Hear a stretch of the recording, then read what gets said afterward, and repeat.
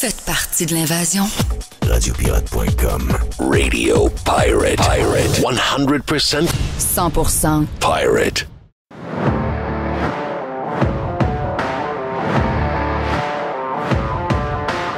On va essayer de commencer quelque part pour finir parce qu'il y a beaucoup de choses à dire sur ce qu'on a eu hier. Ben, je vais commencer par une première observation que tout le monde est tombé dans le panneau hier. Bon, le débat est meilleur entre Vance et Walz qu'avec Kamala Harris et Trump. Et Vance est meilleur que Trump. OK, on va arrêter ça là. On va arrêter ça là tout de suite. Là. Vance, il a gagné. Là. Ça, c'est clair. Tous ceux qui font croire que Vance n'a pas gagné hier, là, ce sont des... En anglais, on dit des lunatics. OK? Des crazy. À partir de là, vous pouvez étiqueter ces gens-là officiellement à jamais comme une gang de caves. Et il y en a plusieurs dans le Journal de Montréal. Il va falloir que PKP... rentre dans la salle de rédaction et commence à checker sa patente, là. Parce qu'avec une gang de morons de même, il est en train de se ridiculiser bien raide. Et on sait que Québécois est en train de... C'est le bord de mourir. Donc, ça va prendre un peu de crédibilité si ils veulent rester vivants. Et de voir qu'il y a, je pense, c'est 2 sur 4. Un dit, c'est pas mal égal. Et Pierre Martin dit, non, c'est chose que gagné Walz. Walz a été bon. J'admets qu'il était bon. Dans le sens qu'on s'attendait à tellement rien de lui. Puis son côté un peu plus... mais il y a un... Là, tu sais, quand on le voit descendre des avions et qu'il salue le monde quand il n'y a pas de monde, là, il y a une main molle un peu. Et quand vous regardez sa femme, tu te dis, comment ça qu'il est avec une femme bizarre de même? Elle est très louche. Là. Elle est très louche. Très, très bizarre. La vérité, c'est que Walz fait partie de cette génération d'hommes. C'est probablement le dernier bout là, avant que ça soit démocratisé, puis que ça a été accepté, puis que là, les gens n'ont pas été obligés de se cacher. Mais Walz, c'est un homosexuel refoulé. Là. Et comme toute personne gay, ben, ces gens-là sont plus expressifs, ils ont de la couleur, ils ont de la jasette. Donc, il a été c'est un genre d'acteur un peu, là, OK? C'est un genre d'acteur. Tu sais, quand il descend les marches, les mains, il fait des tatas. Là, comme tu disais aussi, c'est pas le seul de sa génération. Là. Ben non, il y en avait énormément. Des gens qui ont... Tu sais, que plus tard, ils ont laissé leur femme pour partir avec un collègue de travail ou quelque chose de même. Parce que il y en a moins aujourd'hui, parce que maintenant, aujourd'hui, quelqu'un qui est gay à 16 ans, il est gay. Donc, mais dans le temps, quand tu étais gay à 16 ans, puis tu le savais, ben, tu te mariais pareil, tu avais des enfants. Ou tu devenais curé. Ou tu devenais curé, exact. Puis tu étais gay pareil. Tu étais gay pareil, donc tu t'organisais avec les moyens du bord. Oh, ouais. Mais c'est un gars c'est un gars coloré. C'est un gars, hey, salut! Hein, donc, il fait des tatas, puis il fait des patentes. Donc, il a été coloré dans son affaire. Il était capable. Tu vois qu'il y avait des mots qui enchaînaient, là, tu sais. Sauf qu'il fait des brain farts aux 5 minutes. Donc, tu sais, il peut pas avoir gagné. Le gars, il fait des brain farts. Le gars, il n'est pas capable de répondre à une question bien de base, là, puis il nous dit qu'il fait du vélo dans une place, puis etc. Alors qu'on veut juste savoir, étais-tu là à telle date quand tu as dit que tu étais là? Finalement, il n'était pas là. OK, parfait. Puis, c'est quelqu'un qui dit qu'il peut être ami, puis compatiser, puis aider les gens qui sont des tueurs pas en série, mais des tueurs de, comment ça s'appelle, mass shooting, c'est des tueurs, des gens qui font de tuerie. Oui. Donc, puis ça, ben ça... Il a dit quoi, là? Il a dit qu'il pouvait être ami avec eux autres. Ouais, c'est ça. Ben, il dit, tu sais, befriended, c'est une expression qui n'existe pas en français, mais, regarde, je pense qu'on peut l'écouter quelque part. Je pense qu'on l'a. On l'a ici, là. Je checkais bien ça, là. Je vais essayer de... Comme ça, voilà. I learned a lot about China. I'm friends with school shooters. OK, il a dit vraiment friend. OK, il n'a pas dit befriend. OK, donc il a vraiment dit je suis un ami des school shooters. Parce que befriended, c'est se lier d'amitié. Oui, se lier d'amitié. Ouais. puis partager des patentes. Donc, Je suis pas nécessairement ton ami, mais tu peux bien t'entendre quand même avec voilà, Moi, je tu dirais peux, que- tu peux leur parler, tu comprends? Moi, je dis que Non. le mot français de tout ça, c'est fraterniser. Non. Non, pas ça? Non. Non. Non, il n'y a pas de terme vraiment pour ça. Il faut l'expliquer de même pour ce mot-là. Mais je pensais qu'il avait dit befriended, mais je pense que là-dessus, j'entends friend. C'est très vite, là, c'est une seconde, donc il faudrait que je revérifie, mais toujours dans la lignée de ce que je pense qu'il est, c'est un gay refoulé. C'est pour ça qu'il accepte de rester pendant toutes ces années-là avec c'est une femme bizarre, là. Elle a les yeux croches, complètement. Elle aussi, elle aussi a fait beaucoup de brain fart. C'est la fille qui a ouvert les fenêtres de la maison quand la ville brûlait pendant la protestation sur George Floyd. Elle sniffait beaucoup de boucanes de pneus. Là. Exact, c'est ce qu'elle disait. Elle dit ça me fait du bien. Elle dit, je me sens part of it. Donc, tu sais, c'est une... Mais lui, c'est quelqu'un un peu comme Trudeau, c'est quelqu'un que toutes les patentes de trans, c'est très, très important pour lui. Oui. Toutes les histoires de trans, le LGBTQ+. Tu sais, ces gens-là qui portent beaucoup... Les politiciens qui portent énormément d'importance à ça, ce sont soit des gays avoués ou ce sont des gays refoulés. Parce que sinon, c'est pas dans tes priorités. Je veux dire, à un moment donné, il y a d'autres choses à faire d'une journée que juste nous parler de ça quasiment 24 heures sur 24. Justin Trudeau, c'est quasiment ça. Et lui, c'est beaucoup ça. Lui, c'est les tampons de garçons dans les chambres de bain. Oui, c'est ça. OK? Donc, c'est un gars de même. Ça dit beaucoup sur la personne. Et c'est pas... Moi, qu'il soit gay, ça me dérange. Zéro, c'est pas le point. Mais c'est le fait que c'est un gay refoulé. Et ça explique beaucoup de choses. OK? Moi, je suis certain que c'en est un. Et le gars, il est à l'aise avec les histoires de trans, puis de garçons. Puis, en passant, il a comme inventé une histoire qu'on n'est pas capable de trouver quand est-ce que ça s'est passé, là. Mais que son fils, parce que son fils est devenu une fille, je ne sais pas, là. Mais son fils dans un gymnase où il jouait au volleyball, aurait été témoin d'une tuerie, OK? Ou de quelqu'un qui est arrivé avec un gun, quelque chose de même. OK. Et personne n'est capable, encore une fois, un peu comme tout le reste qui est arrivé. Je suis allé dans l'armée, j'ai combattu en Irak, etc. Le gars, c'est un psycho, là. Le gars, c'est carrément un psycho, là. C'est un vrai de vrai psycho pour vrai, là. Mais là, tu dis, OK, ouais, mais pourquoi il est capable d'être friend avec des tueurs en série. Ben, pas des tueurs en série, mais des gens qui se rendent dans les écoles et qui veulent tuer. Des mass shooters. Ben, il y a un lien entre les deux. La majorité des gens qui rentrent dans une école avec un gun sont liés dans cette histoire-là. Là. Sont liés avec la patente qu'on parle. En période de transition, non-binaire, cheveux verts, devenu un genre de moitié fille, moitié gars. C'est pas moi qui le dis, là. Vous avez juste à le fouiller sur Google, vous allez le trouver, là. Je pense que c'est 6 sur 8, OK? Donc, c'est pour ça que le gars se dit « Ah, moi, je suis capable d'être ami. » Ben oui, parce que c'est un peu comme Trudeau, c'est la seule chose qu'il a en tête, lui. Les tampons dans les chambres de bain, tu veux dire, pensez-y une seconde, là. Il faut être complètement wacko, là. Les tampons dans les chambres de bain des gars. Pensez à ça une seconde, là. OK? Toi, est-ce que tu peux être ami avec quelqu'un, mettons, qui a fait un massacre dans une école? Ben non. Non, mais moi, je veux l'envoyer à sa chaise électrique. Là. Moi, je veux l'envoyer à sa chaise électrique tout de suite. Et là, ben... Ça veut dire, il y a la vision complètement différente. Là. Après le moi, débat... je veux l'éliminer de la carte. Ben, c'est sûr. L'autre, il veut y jaser. Ben, lui, je veux y jaser. Il veut s'asseoir sur une chaise, jaser avec. Spécial. Ouais, t'as-tu besoin d'aide? T'as-tu besoin d'hormones? T'as-tu besoin veux-tu que mon assistante t'amène un genre de petit tampon? Es-tu en train quelque chose en train de saigner dans le fond de tes bobettes? Parce que dans ta cellule, es-tu en train de pisser du sang du derrière? Veux-tu aller dans une prison pour femmes ou une prison pour hommes? C'est à toi de choisir. C'est à toi de choisir. Oui. Hein, ils n'ont pas été fins avec toi, ils t'ont traité de toi et non, hein? Oh oui, ils méritaient de mourir. C'est quasiment aussi wacko que ça, là. Non, c'est fucking raide, la patente, là. Non, mais pense à ça une seconde.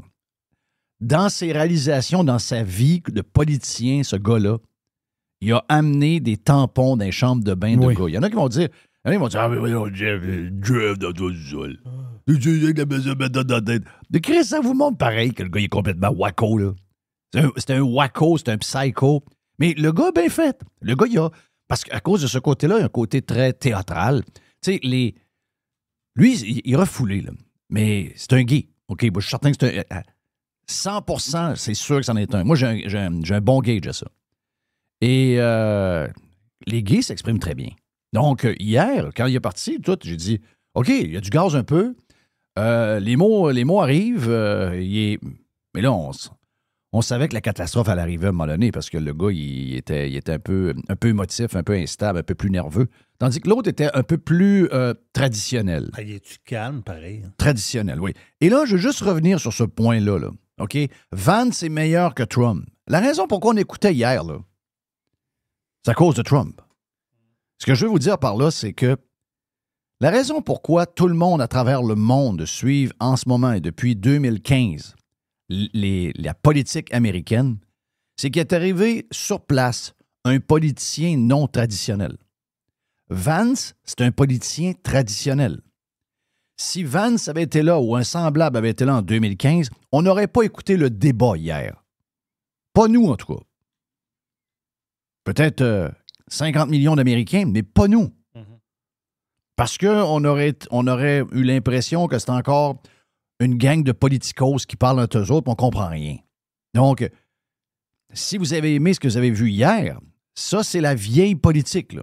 Un peu boring, un peu appris par cœur, des liners bien appris, bien pitchés au bon timing, etc., etc. Mais c'est pas ce qu'on aime de Trump. C'est pas ce qu'on aime des politiciens un peu partout à travers le monde qui sont en train de shaker le monde politique. Et on veut pas avoir de politiciens professionnels.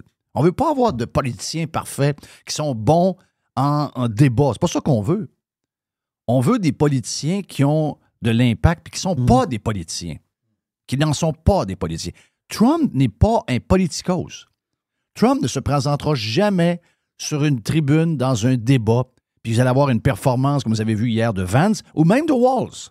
Parce qu'eux autres, c'est des gens qui sont en politique. Ben, dans le cas de Walz, depuis toujours. C'est un peu d'armée, un peu de prof, mais 2-3 fois au Congrès, depuis à peu près 8 ans, gouverneur, etc. Donc, ça fait quand même longtemps. Mais c'est pas ce qu'on veut. C'est pas ce qu'on veut. On veut pas avoir de politiciens professionnels. Puis des fois, je vous parle de Poilievre, puis c'est un peu ce qui m'énerve de Poilievre. Puis c'est un peu ce que je connais pas de Poilievre, puis comment il va soit m'éblouir ou me décevoir quand il va être le premier ministre. Parce que c'est quelqu'un qui, depuis toujours, est un politicos. Et les politicos, ils règlent rien. Ils font des bons débats. Et ils règlent rien. Ils n'améliorent pas notre vie. C'est pas des gens qui... C'est des gens... Si vous pensez qu'un jour, les vrais politicos vont régler vos problèmes, vous rêvez en couleur. Les gens qui vont régler vos problèmes en politique, ce ne sont pas des politicos, ce ne sont pas des politiciens de carrière. Ça, il faut l'apprendre. Ah, ben, OK, parfait. C'est juste 1h30 de débat que vous voulez, puis que le reste, le 4 ans qui reste, pas grave. OK, on va s'arranger avec des gens de politiciens qui font des bons débats. Mais c'est pas ça qu'on veut. J'ai l'image de Jean Charest, présentement. Un politicien de carrière. Lui, il est rentré en politique, il était très jeune. Oui, exact. Et, on va le dire... Il n'a rien foutu. En débat, c'est un gars solide. Oui. C'est un gars sur un stage qui est très bon. C'est très bon, ta comparaison. Jean Charest, c'est l'image que j'ai en tête. C'est le politicien parfait, mais c'est le grand vide. Mais en débat, vous avez l'impression que ce gars-là va changer la place au complet, là. Vous avez l'impression que tout va se mettre à rouler. Là. Oui, puis il va te convaincre en plus. Et il va te convaincre. Oui. Là, on le connaissait là, quand il est arrivé l'histoire contre Poilievre. On le savait que t'es pas trop stable. On le savait que c'était un underachiever. On le savait que c'était un gars qui apprenait ses liners, on savait que c'était un gars qui est prêt à dire n'importe quoi pour se faire élire. Mais une fois élu, on sait que le gars, il s'en va se cacher dans le garde-robe et il n'en sort pas pendant 4 ans. J'ai peur. Ils sont pas fins avec moi. Ils font des manifestations. On va reculer. La réingénierie de l'État, c'est fini. C'est ça. C'est un gars qui fait du temps. Ben oui, c'est un tonneau de temps. Donc, hier, ce qu'on a vu, c'est ça, là. C'est deux faiseux, là. Vance, c'est bon. Il a gagné. Haut la main, mais c'est un faiseux. Walz, lui, c'est un psycho. Mais il était bon pareil. Mais il a perdu. Mais pour le reste, c'est deux faiseux, là. Ah, j'ai hâte que Trump parte pour qu'on revienne avec une politique plus normale. Non. Non. Non. Non, vous êtes fucking wrong. Parce que c'est ça qui nous met dans le marde. Pourquoi pensez-vous qu'on est autant dans le marde? On est rendu au bout de la patente. Là. On est rendu au bout du modèle. Là. On est rendu au bout du modèle. Les États-Unis d'Amérique sont rendus au bout de leur modèle. OK?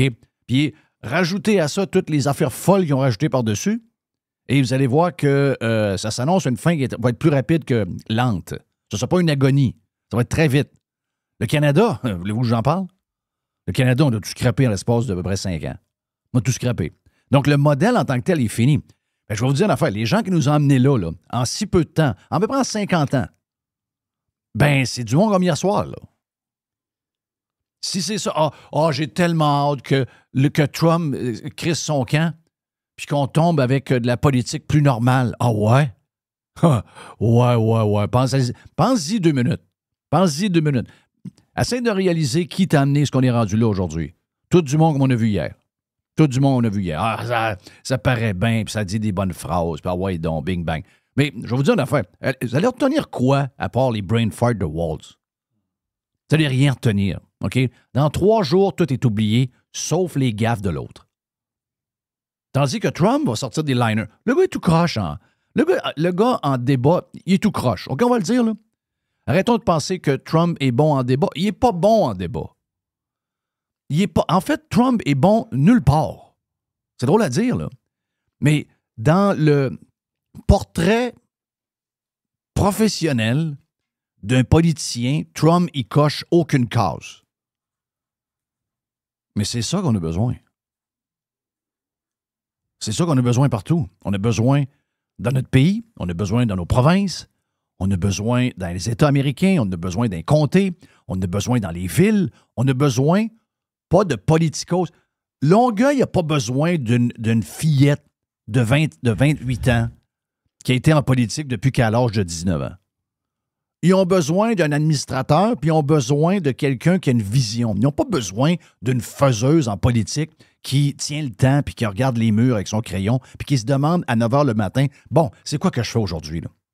Ah, ben, t'as une conférence, c'est OK, ouais. Mais toutes les affaires à la fin de la journée, tu te dis, qu'est-ce que j'ai accompli? J'ai pas arrêté de la journée, mais j'ai rien accompli. OK, vous voulez avoir ça, là? Wow, c'est ça que vous voulez. Moi, je vous le dis, on est chanceux en sacrement. On est chanceux. La raison pourquoi on était là hier, c'est Trump. Et il n'y en a pas d'autres, là. Puis, il faut pas commencer à souhaiter que quand Trump aura fini, faut pas, on tombe avec de la politique plus normale. Politique plus normale égale désastre. Égale pauvreté, égale endettement, égale guerre. Yark. C'est pas ça qu'on veut, là. Mais c'est ce que je voyais hier. Les gens disent, mais my God, finalement, Vance est meilleur que Trump. Waltz est meilleur que Harris. Finalement, ça pourrait être eux autres. Ben oui, Vance, c'est un Trump est un boulet pour Vance. Quoi? Vance est zéro là. Si Trump n'arrive pas, on ne connaît pas Vance. Vance, c'est un parmi tant d'autres. Là. Vance, c'est un gars qui est parmi tant d'autres. Il y en a plein de même. Là. Des gars comme lui, il y en a plein. Là. Il y en a plein même qu'on ne connaît pas qui sortent des universités, qui sont capables de se partir un compte Twitter puis être aussi bon que lui. Là. Mais ça prend des brosseux. Mais c'est un peu ce que les gens veulent. Ils veulent des modèles qui sont comme coupés dans une patente faite en carton puis qui vont tout... Ça m'énerve, ça. Moi, ça m'énerve. Moi aussi, ça m'énerve. Moi, j'aime l'imperfection. J'aime les gens qui sortent du lot avec... J'aime ça. Puis dans son style, Waltz, il est plus non traditionnel comme politicien que les autres. Je vous dis pas que c'est un Trump, mais, comme je viens de vous dire, c'est un renfermé. C'est un gars renfloué. C'est un homosexuel renfloué. Donc, il a à vivre avec ça. Il n'est pas capable de sortir du placard, alors que ça le libérait et ça lui ferait du bien. Là. Mais ce côté, ce personnage complexe qu'est Waltz, on le voit tout de suite que c'est un gars très complexe. Là. C'est un gars qui ment sur toutes sortes d'affaires. La place Tiananmen n'était pas là. Ensuite, la guerre en Irak, il n'est pas allé. Ensuite, son gars dans le gymnase, on n'est pas sûr que c'est arrivé 0-0. Il n'est pas capable de trouver rien de ça. En passant.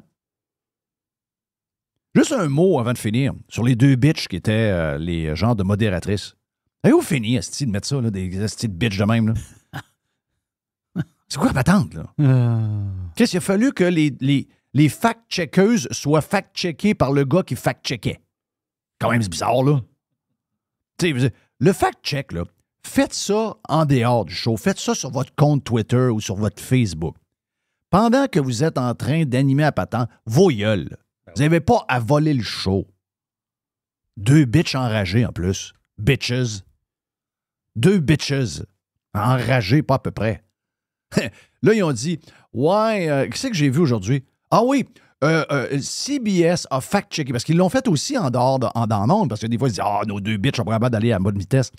Donc, ils l'ont fait en dehors. Ils ont dit, ouais, Vance, il a dit qu'elle était la tsar de la frontière, de l'immigration. C'est jamais arrivé. CBS fact-check, puis c'est jamais arrivé. Voici les gens qui ont été tsars de l'immigration puis des frontières. Et là, finalement, il y a des vidéos de elle qui accepte, avec son masque d'en face pendant la COVID, qui accepte la responsabilité de Biden de devenir responsable des frontières. Et on a même des vidéos où il y a des présentateurs de CBS eux-mêmes qui, quand ils présentent Kamala Harris en 2021 et 2022, ils la présentent eux-mêmes comme étant la tsar des borders. Pour vous montrer comment ces gens-là sont complètement saucés, là. Complètement saucés. Ouais, il est allé dire que Kamala Harris prenait des enfants pour smuggler de la patente. Il n'a jamais dit. Il l'a dit par après. Il dit en passant, je n'ai jamais dit ça. Hein. C'est pas ce que j'ai dit du tout. Deux bitches. Deux vraies bitches enragées pour ça. Même pas capables. Même pas assez professionnelles. Tu sais, t'es à fucking CBS à New York, là. Et celle de gauche, là, c'est une star de CBS. Là. Pas capable d'être pour. Comme David Muir. David Muir, j'ai toujours admiré, même si c'est un fucking gauchiste. David Muir, j'ai toujours admiré la manière qu'il livrait les nouvelles. Comment il a pu s'écraser de même? Il en a payé le prix. Il a perdu à peu près 15 % de son auditoire dans son bulletin de nouvelles de 6h30. Donc, son billet pendant le débat entre Harris et Trump n'a pas passé par tout. Ben, elle non plus, ça ne passera pas. As-tu vu, c'est enragé, toi? Mais Vance a gardé son cool. Il était cool. Donc, victoire... débat... Pour moi, c'est un fucking débat politique normal que j'aime pas.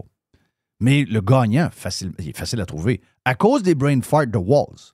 S'il n'y avait pas eu les brain farts, ça aurait probablement été plus proche d'un match nul qu'autre chose. Mais le gars fait des brain farts. Et après ça, il s'en va chercher une pizza avec sa femme aux yeux croches. Et là, ben, il se fait crier après. Qu'est-ce que vous voulez dire que vous voulez être ami avec des gens qui shootent à l'école? Puis là, il se penche pour essayer de trouver une pizza comme il veut. Voyons, c'est toutes des colis de pizza au fromage. Prends celle de là, puis ça paraît à celle de côté. Il ne veut pas répondre. OK, ben c'est parti, c'est fait. Voilà pour le lancement de Radio Pirate d'aujourd'hui. Éric Duhem, un peu plus tard. On a également le boursicotage avec Jerry.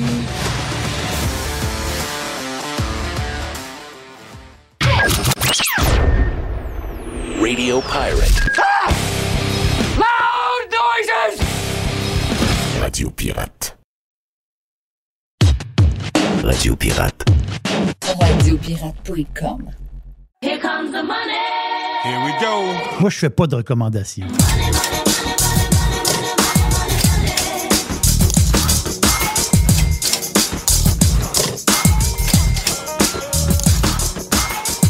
Et on est prêt pour le boursicotage avec mon ami Jerry, présenté par NAIA. Yes. La North American Immigration Agency. Tu sais, il y a beaucoup de monde qui rêve un jour de vivre aux États-Unis. Puis pas mal de monde qui rêve à ça. C'est NAIA, là, ils ont des solutions pour vous. On peut même acheter une franchise qui peut vous qualifier pour obtenir un visa pour s'installer aux États-Unis. C'est fou. On parle de plus de 150 franchises disponibles. Donc, eux autres, ils vont vous connecter et vous allez avoir tout l'encadrement pour ouvrir une franchise aux États-Unis. Et le taux de succès, Jeff, est de 100%. Ah non, c'est malade. Non, Ils sont très, très bons. Plusieurs pirates m'ont raconté leur histoire. Et ça, regarde, c'est des super de belles aventures. Puis, regarde, let's do it. Ah ouais, comme tu dis, vous rêvez de faire un gros move, oui, c'est le temps. C'est possible. Vous pensez que ça ne l'est pas possible, mais ça l'est. On commence par quoi dans le boursicotage? Avant. Juste dire, pour rejoindre NAIA. Exact, voilà. Donc, c'est pirate, en commercial, go.naia.com. Exact. Donc, bonne chance à tout le monde. On commence avec quoi dans le boursicotage? La semaine passée, on l'a jasé un peu dans le boursicotage du nucléaire. Parce que, j'en ai parlé parce que ça brasse. Là-dedans, il y a beaucoup de nouvelles. Ici, on n'entend pas trop parler, mais ailleurs dans le monde, aux États-Unis, beaucoup. En Europe, beaucoup. On parle beaucoup de nucléaire. Tu sais, j'avais parlé de la compagnie NuScale. J'ai eu des messages de pirates là-dessus. La compagnie Fluor Corporation. C'est pas compliqué. NuScale, les autres, ils bâtissent, ils fabriquent des petites centrales nucléaires, des mini-centrales nucléaires. Tandis que Fluor, ils vont fabriquer des grandes centrales nucléaires. Oui, je dis centrales, c'est des réacteurs en réalité. Mais tu sais, en ce moment, le parc nucléaire, c'est comme un complément que je veux faire sur la semaine passée. Le parc nucléaire aux États-Unis, le plus grand au monde, c'est les États-Unis. Okay? En ce moment, il y a 94 réacteurs qui sont opérationnels, qui fait à peu près 100 gigawatts d'électricité. Donc, c'est le nucléaire aux États-Unis, ça représente 18 % Je suis allé fouiller. Il faut se renseigner. C'est 18 % de l'électricité aux États-Unis vient du nucléaire. Et là, l'affaire, c'est que le secrétaire adjoint du Bureau de l'énergie, il a fait une entrevue à CNBC la semaine passée. Et lui, ce gars-là, il en a rajouté un peu. Là, tu te dis, OK, ouais, où est-ce qu'on s'en va dans le nucléaire aux États-Unis? Lui, il parle de... Ça va prendre encore beaucoup plus de gigawatts. Un peu comme ici. C'est-à-dire, on va avoir besoin de beaucoup, beaucoup d'énergie. Et il y a une compagnie qui s'appelle Constellation Energy. Ils sont basés à Baltimore. Énorme compagnie, Constellation. Ils sont dans le gaz, oui. Ils sont dans le solaire. Ils sont dans l'hydroélectricité. Ils sont beaucoup dans le nucléaire, Constellation. Ça, c'est un super blue chip américain. Pensez à ça 2 secondes. Là. Constellation veut réouvrir en 2028 Three Miles Island. Les plus vieux, OK? Les plus vieux, les jeunes, peut-être qu'ils ne savent pas ce que ça veut dire, Three Miles Island, mais c'est l'accident de la centrale nucléaire qui s'est passé. La date, il me semble que ça se peut-tu au début des années 80 ou dans ce coin-là. Mais ce qui s'est passé, c'est que... C'est où, Tchernobyl? Non. Lequel? Three Miles Island aux États-Unis, okay. Dans le coin de... un petit peu dans le haut, là, dans le coin du New Jersey, mais plus... du New Jersey... Non, entre Washington et l'État de New York, il y a comme une rivière, là, mais okay. c'est au bout de la rivière, c'est là qu'est Three Miles Island. OK. Mais cette centrale nucléaire-là, ce qui s'est passé, c'est que... C'est le 28 mars 1979. Ah voilà, je disais 80. Ouais. J'étais pas pire, j'avais de mémoire. Je suis pas pire. Je suis pas pire. Ce qui s'est passé, c'est qu'il y a un des réacteurs qui a fondu. Exact, dans meltdown. Boum. Et là, qu'est-ce qu'il y a eu, OK? Pas comme Tchernobyl. Tchernobyl, il a explosé. Là, lui, il a fondu, ils l'ont arrêté à temps. Il y a eu une petite quantité de radioactivité qui s'est dégagée de la centrale. Et après des études, multitude d'études, il y a eu des tonnes d'études là, par la suite, savoir s'il y avait eu du monde qui avait été malade, des cancers, des ci, des ça. On s'entend-tu que c'est un incident majeur selon les études. Il y a quelques études. Je vous dis, il y a eu des centaines d'études. Là. Il y a quelques études qui disent oui, il y a une petite hausse de cancer dans les gens de tel secteur, mais en général, les études ils disent qu'il n'y a pas eu de répercussions de ce désastre-là. Ça aurait pu être pire. Mais là, Constellation prévoit réouvrir pas celui qui a fondu, l'autre. Donc, l'autre réacteur. Donc, le nucléaire est hot, là. Le nucléaire est très, très hot. Et la question, puis ça, c'est... il y a du monde qui m'ont écrit par rapport à ça. Bien, où est-ce qu'on s'en va? C'est pas clair encore. Oui, les centrales nucléaires vont ouvrir. Oui, des nouveaux réacteurs, ça, c'est sûr. Ben, à l'endroit où je suis, moi, une grosse partie de mon électricité chez moi, en Floride, c'est une centrale nucléaire. Oui. C'est une méga centrale nucléaire qui est sur le bord de la Indian River et de la mer. Puis c'est énorme, là. C'est Florida Power Lighting, c'est ça? Puis il m'a dit de quoi? Quand tu vas là de proche, regarder la patente. C'est impressionnant, là, les histoires. Là. Oui. Et c'est surprenant qu'il n'y ait pas de construction plus... Parce que c'est l'énergie la plus clean. Tout le monde sait ça. Là. Voilà. On parle, puis je te parle de l'entrevue avec le gars à CNBC, là, le secrétaire adjoint du Bureau de l'énergie. On parle de 180 à 200 nouveaux réacteurs qu'il faut bâtir parce que en l'an, je ne sais pas l'année, là, 2050, 2060 au plus, ça va prendre énormément d'énergie. Et justement, il y a un pirate, parce que les pirates sont très avisés, il y a un pirate qui m'a envoyé quelque chose qu'il a lu, très intéressant. Tu sais, on parle des centres de données. Là. Les centres de données, on dit toujours, ça prend de l'énergie pour les centres de données. Ça prend de l'énergie pour les centres de données. Ils prennent bien d'énergie, eux autres. Oui, mais les centres de données, l'intelligence artificielle, les centres de données, ça prend de l'énergie. Est-ce qu'on connaît quelqu'un qui est dans la construction de centres de données qui nous a dit qu'il y a des centres de données qui sont construits et qui sont des méga centres de données et qui ne sont pas encore opérationnels parce qu'il manque d'énergie? Oui. Il manque de courant. Ça prend du courant. Ça prend de l'énergie. Ça prend de l'énergie. We need power. Et imaginez, dans un avenir, puis le texte que j'ai lu, c'est par rapport à ça, dans un avenir où est-ce que tu vas avoir un projet de centre de données ou des projets qui sont déjà finalisés et qui ne sont pas utilisés ou moyennement utilisés parce qu'il manque de courant. Imaginez des petites je dis des centrales nucléaires. C'est des petits réacteurs nucléaires. C'est pas si gros que ça. Là. C'est gros comme c'est genre gros comme une maison. Ouais, tu dis c'est gros. Ouais, mais non. Quand on parle des gros réacteurs nucléaires, on parle des affaires énormes avec des grosses cheminées. Là on parle de quelque chose de beaucoup plus petit, sauf que la capacité de production d'un réacteur, un petit réacteur, peut fournir un centre de données. Voyez-vous? C'est directement... Si je vous dis... Regarde, on va mettre ça clair. Là.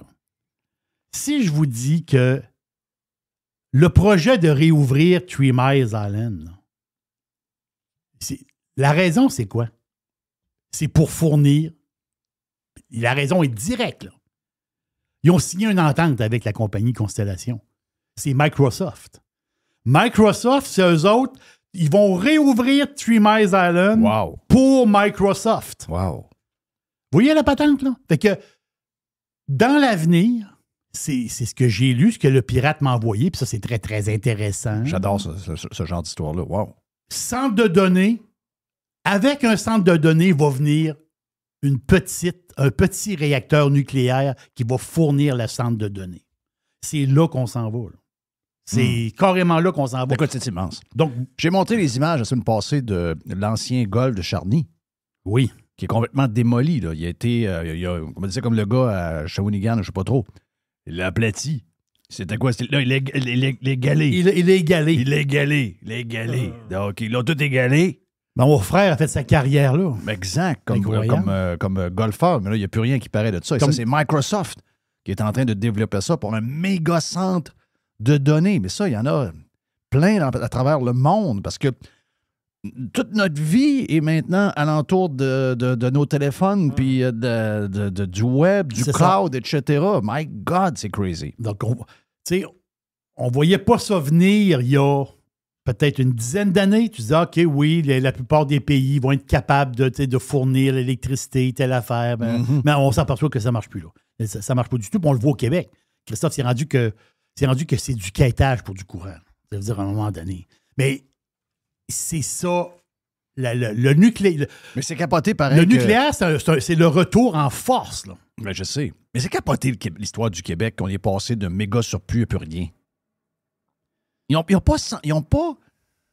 pas senti ça venir, les histoires de techno. Ils n'ont pas vu ça nulle part. Il n'y a pas des spécialistes à hydro. Ouais. Christophe, c'est votre business. Incroyable. Tu l'as pas vu venir? Ils n'ont pas vu venir. Ça nous fait un grand moral, toute la patente, regarde. C'est bizarre. Alors, très bizarre. Il y a de la chamaille, Jeff, je change de sujet. Oui. Mais bon, il y a Boursicotte, on se promène. Il y a beaucoup de chamaille chez Stellantis. Stellantis, et ça brasse en Christophe. On a déjà parlé. Ben, beaucoup de Ram, Dodge, Fiat. Beaucoup de concessionnaires ont des histoires avec la maison mère.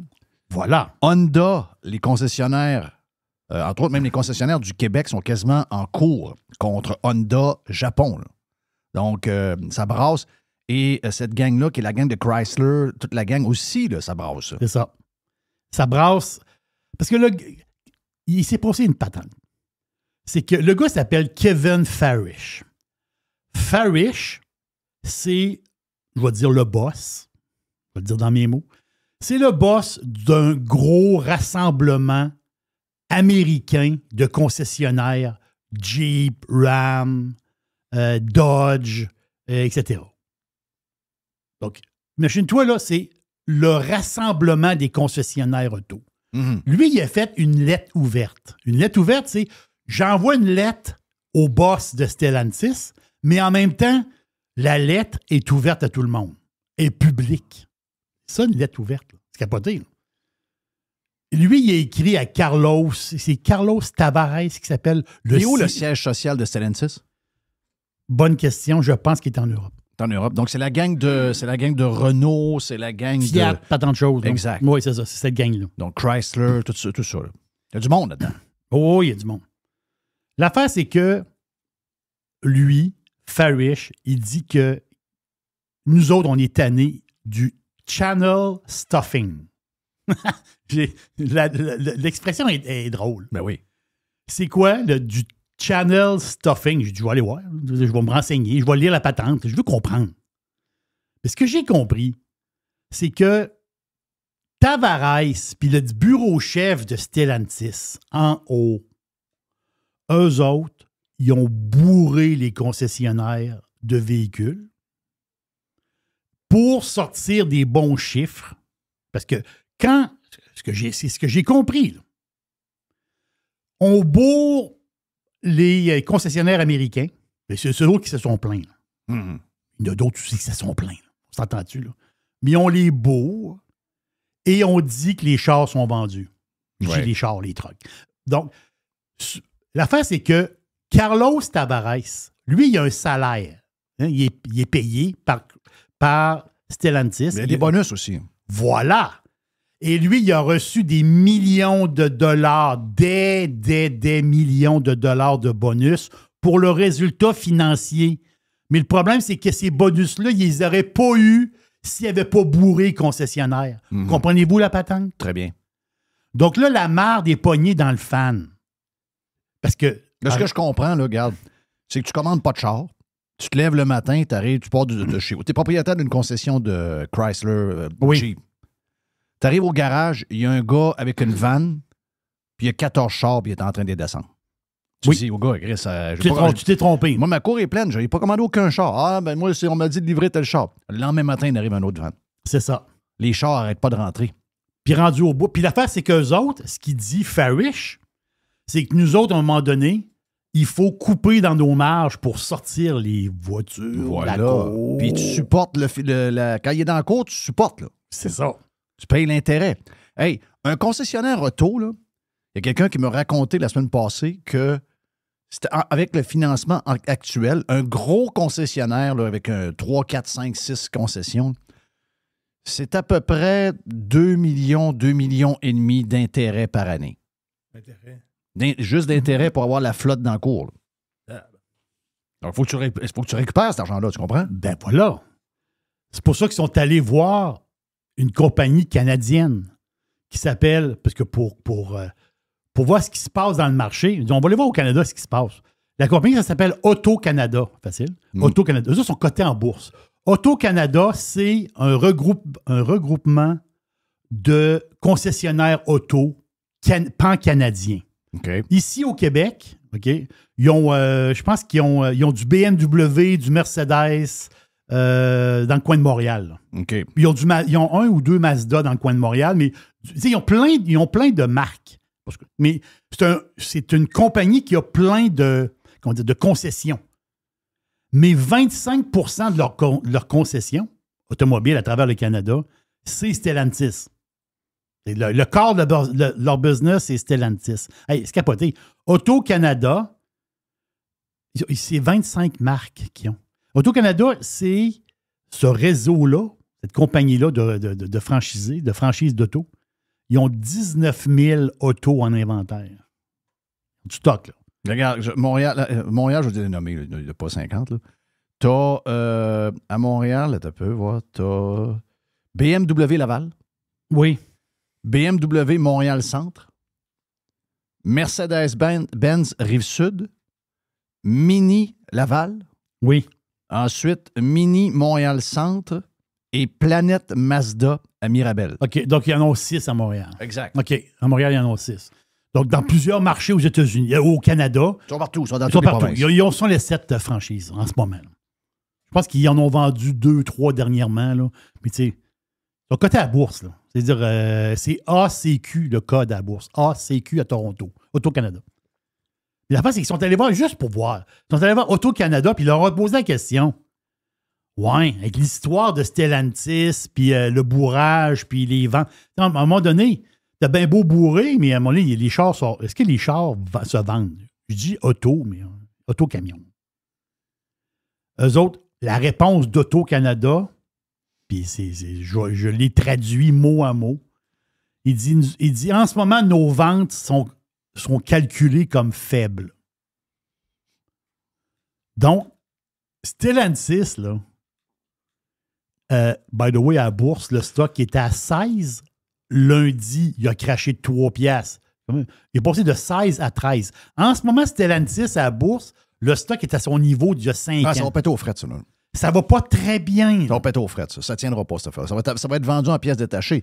Ça a l'air que les concessionnaires au Québec, les concessionnaires Dodge Chrysler, c'est le bordel. Ils mangent le bas, c'est l'enfer. Ben, moi, j'en ai profité un peu parce que le Z71, oui, le Silverado, dans lequel tu as embarqué hier, oh, oui. Ben, je l'ai eu en 2024, pas 2025, mais j'allais chez Teach et j'ai eu le financement de GM à 0%.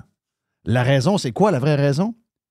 C'est que RAM sort des trocs à des prix ridicules parce que Chrysler Dodge est dans marde. Voilà. Et les pick-up, c'est la seule affaire qu'ils ont. Donc, ils se disent, ah ouais, sort des pick-up.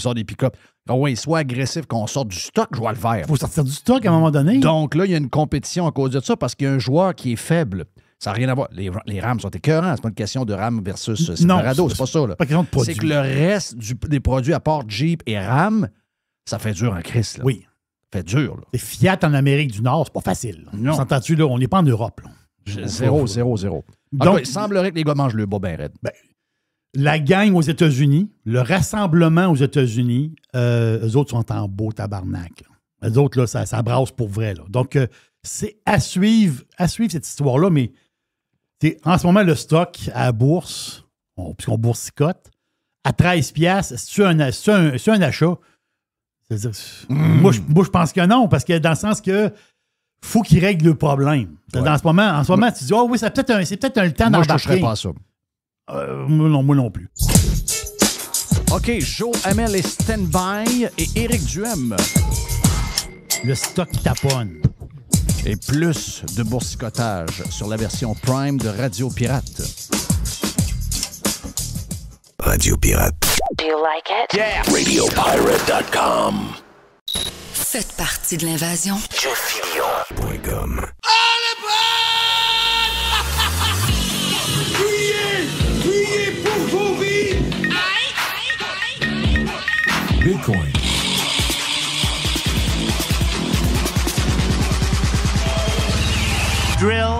baby, drill, right? Drill, baby.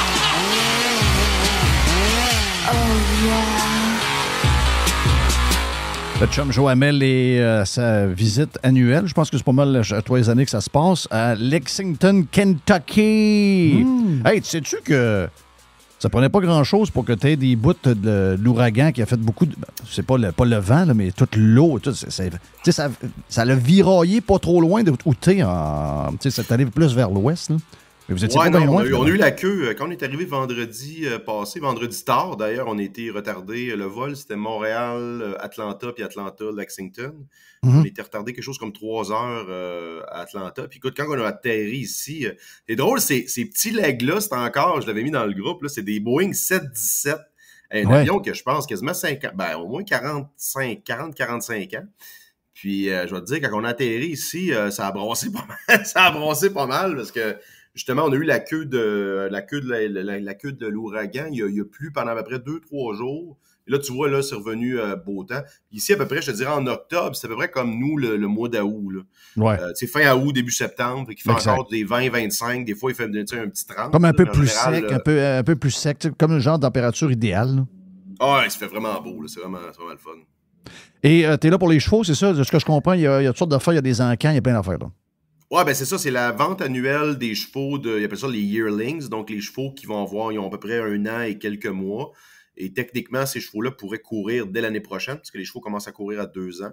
Donc, c'est l'encan annuel qui se déroule, il y a un gros site, je te dirais que c'est comme un centre de conférence où il y a tous les écuries, puis les brokers, ils ont comme des écuries attitrées. Et les premiers jours on arrive quelques jours en avance pour pouvoir, tu peux inspecter les chevaux. Parce que le livre, si tu veux, c'est un peu comme tous les encans de voitures, si tu veux, l'inventaire qui va être à vendre et dévoilé quelques semaines, voire mois avant. Puis tu peux commencer à regarder les pédigrees, parce que dans les chevaux, ce qui est vraiment important, c'est la lignée, si tu veux, des chevaux. D'ailleurs, des fois, ça commence à être très, très proche là, dans la parenté. Ça ressemble un peu à Charlevoix ou au Saguenay. Il doit commencer à se développer des problèmes. Au Québec, en général, c'est un peu entre soi-même. C'est ça, c'est l'inbreeding, un peu comme le Québec. Mais bref, tu essaies de voir un peu c'est quoi le pedigree du cheval. Et par rapport à, là, tu peux faire une première sélection, puis tu vas visiter ces écuries-là et tu leur demandes de sortir les chevaux, puis tu peux les regarder parce que tu as une vidéo, mais tu veux toujours le voir en vrai. Puis il y a un paquet de choses. Moi, c'est mon partner là, qui regarde ça, qui est vraiment plus un connaisseur, mais je commence à me débrouiller pas mal. Tu regardes, tu sais, y a-tu les pattes croches, comment ils marchent, tu regardes le dégagement de la gorge ici, s'il est capable de respirer comme il faut. Tu touches le cheval, tu sais, les oreilles, pour savoir, il est-tu fin ou il est nerveux. Fait qu'il y a un paquet de choses que tu veux vérifier. Mais tu sais, malgré tout ça, c'est ça qui est un peu la magie, je te dirais, de l'industrie. Le cheval le plus croche que personne n'a vu peut devenir le champion dans 2-3 ans et défier toutes les attentes. C'est un peu ça, puis qui va se payer comme 50 000 alors qu'il y en a qui se vendent 500, 600, 925 000 le premier soir. Puis c'est des chevaux qui peut-être, on sait pas, peut-être ce cheval-là courra même pas. Là. Peut-être ça va être un flop, donc c'est des bêtes uniquement sur la lignée et d'où il vient, puis de quoi il a l'air. Là, tu sais. Tout un monde, c'est l'enfer. Les photos que tu as envoyées, les bêtes sont extraordinaires, sérieux. C'est c'est un animal qui a vraiment l'air intelligent. Tu sais, quand tu regardes le cheval et tu le flattes, là, tu vois que ça a un... tu vois, on dit souvent à tort que le meilleur ami de l'homme, c'est le chien, mais en réalité, le meilleur ami de l'homme, c'est le cheval. Le cheval a bâti la civilisation avec l'homme. Tu sais, ça l'a défriché, particulièrement nous, en Amérique. Là. Tu sais, ça l'a défriché les terres, ça a été notre moyen de transport pendant... ça nous a sauvé le cul, en fait. Ils nous ont sauvé le cul carrément. Là. Ah ouais, c'est vraiment... Puis il y a une espèce de prestige. Je regarde, tu sais, toutes les marques Ferrari, Porsche, tu sais, le cheval, c'est l'emblème, si tu veux. C'est le rêve original de l'homme, là. Exact. Regarde, moi, je veux remercier Boulot, le cheval des Filions. S'il n'avait pas été là, la famille de Buchon, on serait peut-être pas là en ce moment, parce qu'ils ont fait un job incroyable. Les chevaux, c'était... Des histoires m'ont raconté là, comment ces chevaux-là étaient forts, comment ça s'arrêtait jamais. Regarde, effectivement, ça nous a aidé à se développer et à être ce qu'on est aujourd'hui.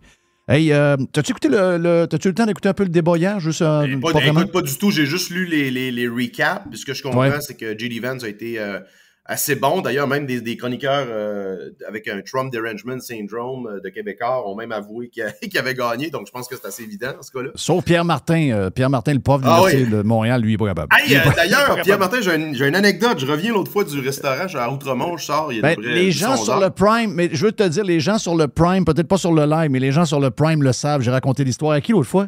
Je pense que c'était à Yann Efrain que j'ai raconté. Oui, c'est ça, c'était Yann Efrain que j'ai raconté l'histoire dans un podcast. Que écoute, pour la forme, je le raconte. Je suis là, je vois, il y a comme un beau Golden assis tout seul, tu sais, en dehors de dépanneur, là, il est assis. Puis là, je me mets à flatter le chien, tout ça, puis je parle au chien, tout ça.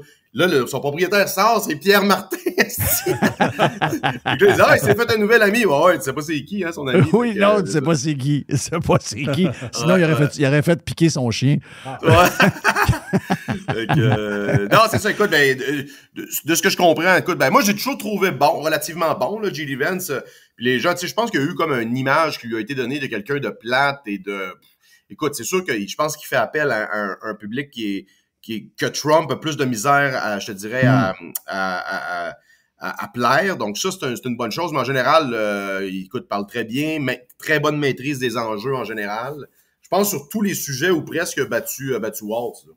Mais Waltz, c'est un psycho. Moi, c'est ce que je remarque. Je veux dire, c'est un gars qui s'exprime bien, c'est un gars qui est capable de... Il est meilleur en débat que ce qu'on nous avait dit. Donc, on avait comme baissé les attentes pour nous faire une genre de surprise. Le gars était meilleur qu'on pensait, sauf que à tout bout de champ, il y a un brain fart. C'est ça son problème. Puis tu vois que le gars, c'est un wacko. Pour moi, c'est c'est ça. C'est un genre de Bernie Sanders. Là. D'ailleurs, il y a quelques affirmations qui étaient comme il était à Hong Kong pendant le massacre de la place Tiananmen, alors qu'il n'était pas là pantoute. C'est vraiment des mythomanes professionnels qui sont un peu inventés des vies avec des existences pas trop impressionnantes à part leurs élections dans des rôles là, comme gouverneur, etc. Mais c'est vraiment des wackos, exact. C'est le genre de monde que oui, tu peux les avoir au Congrès, tout ça, mais tu veux pas que ce soit dans des postes comme vice-président. Exact. Tu veux pas que ces gens-là aient les leviers du pouvoir.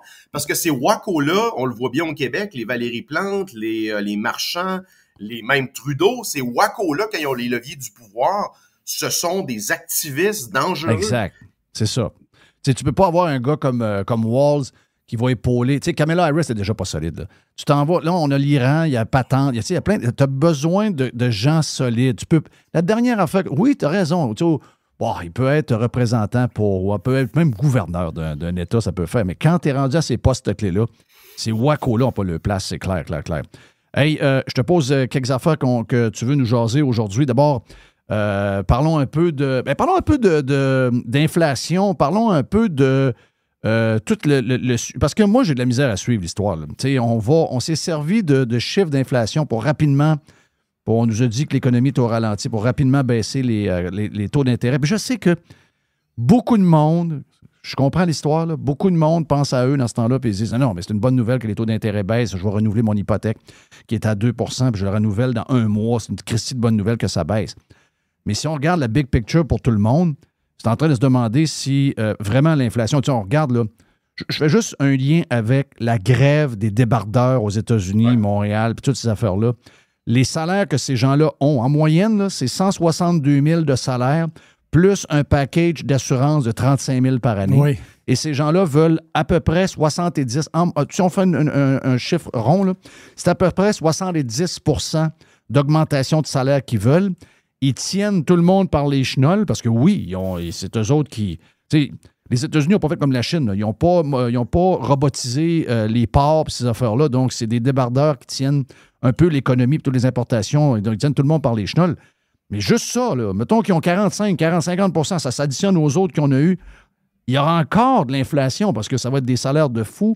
Les coûts de transport vont augmenter de manière considérable. Ça va être répercuté sur tout ce qu'on consomme qui va arriver par les ports. T'sais, l'histoire de 2 %, moi, je crois zéro à ça, mais on s'en est servi pour tout de suite agressivement descendre les taux.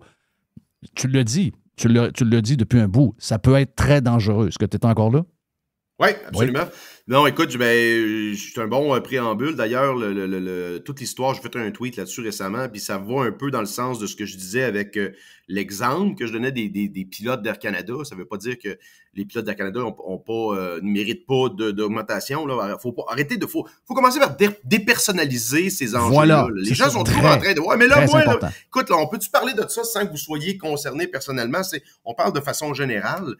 Puis dans le cas des hypothèques, on a vu d'ailleurs, même Desjardins a dit que les hypothèques ont probablement déjà atteint le bas fond pour potentiellement remonter, parce que souvent le cours des hypothèques, le taux des hypothèques va souvent s'adosser aux bons du Trésor qui, eux, fluctuent en fonction des expectatives d'inflation et non pas du taux directeur en fonction. Là. Donc, si tu vois le bon de 10 ans, si il anticipe l'inflation relativement prochainement, c'est le bon de 2 ans qui va augmenter en rendement. Et si un peu plus tard, c'est le bon de 10 ans. Donc, généralement, ça a un impact sur les taux. Non seulement les hypothèques, mais aussi les prêts commerciaux qu'on dit souvent à plus haut risque. Donc, c'est pas parce que les taux ont baissé que tout va baisser. Là. Ça se peut quand même que ça remonte en fonction des bons du Trésor. Et c'est ce qu'on commence à voir même aux États-Unis.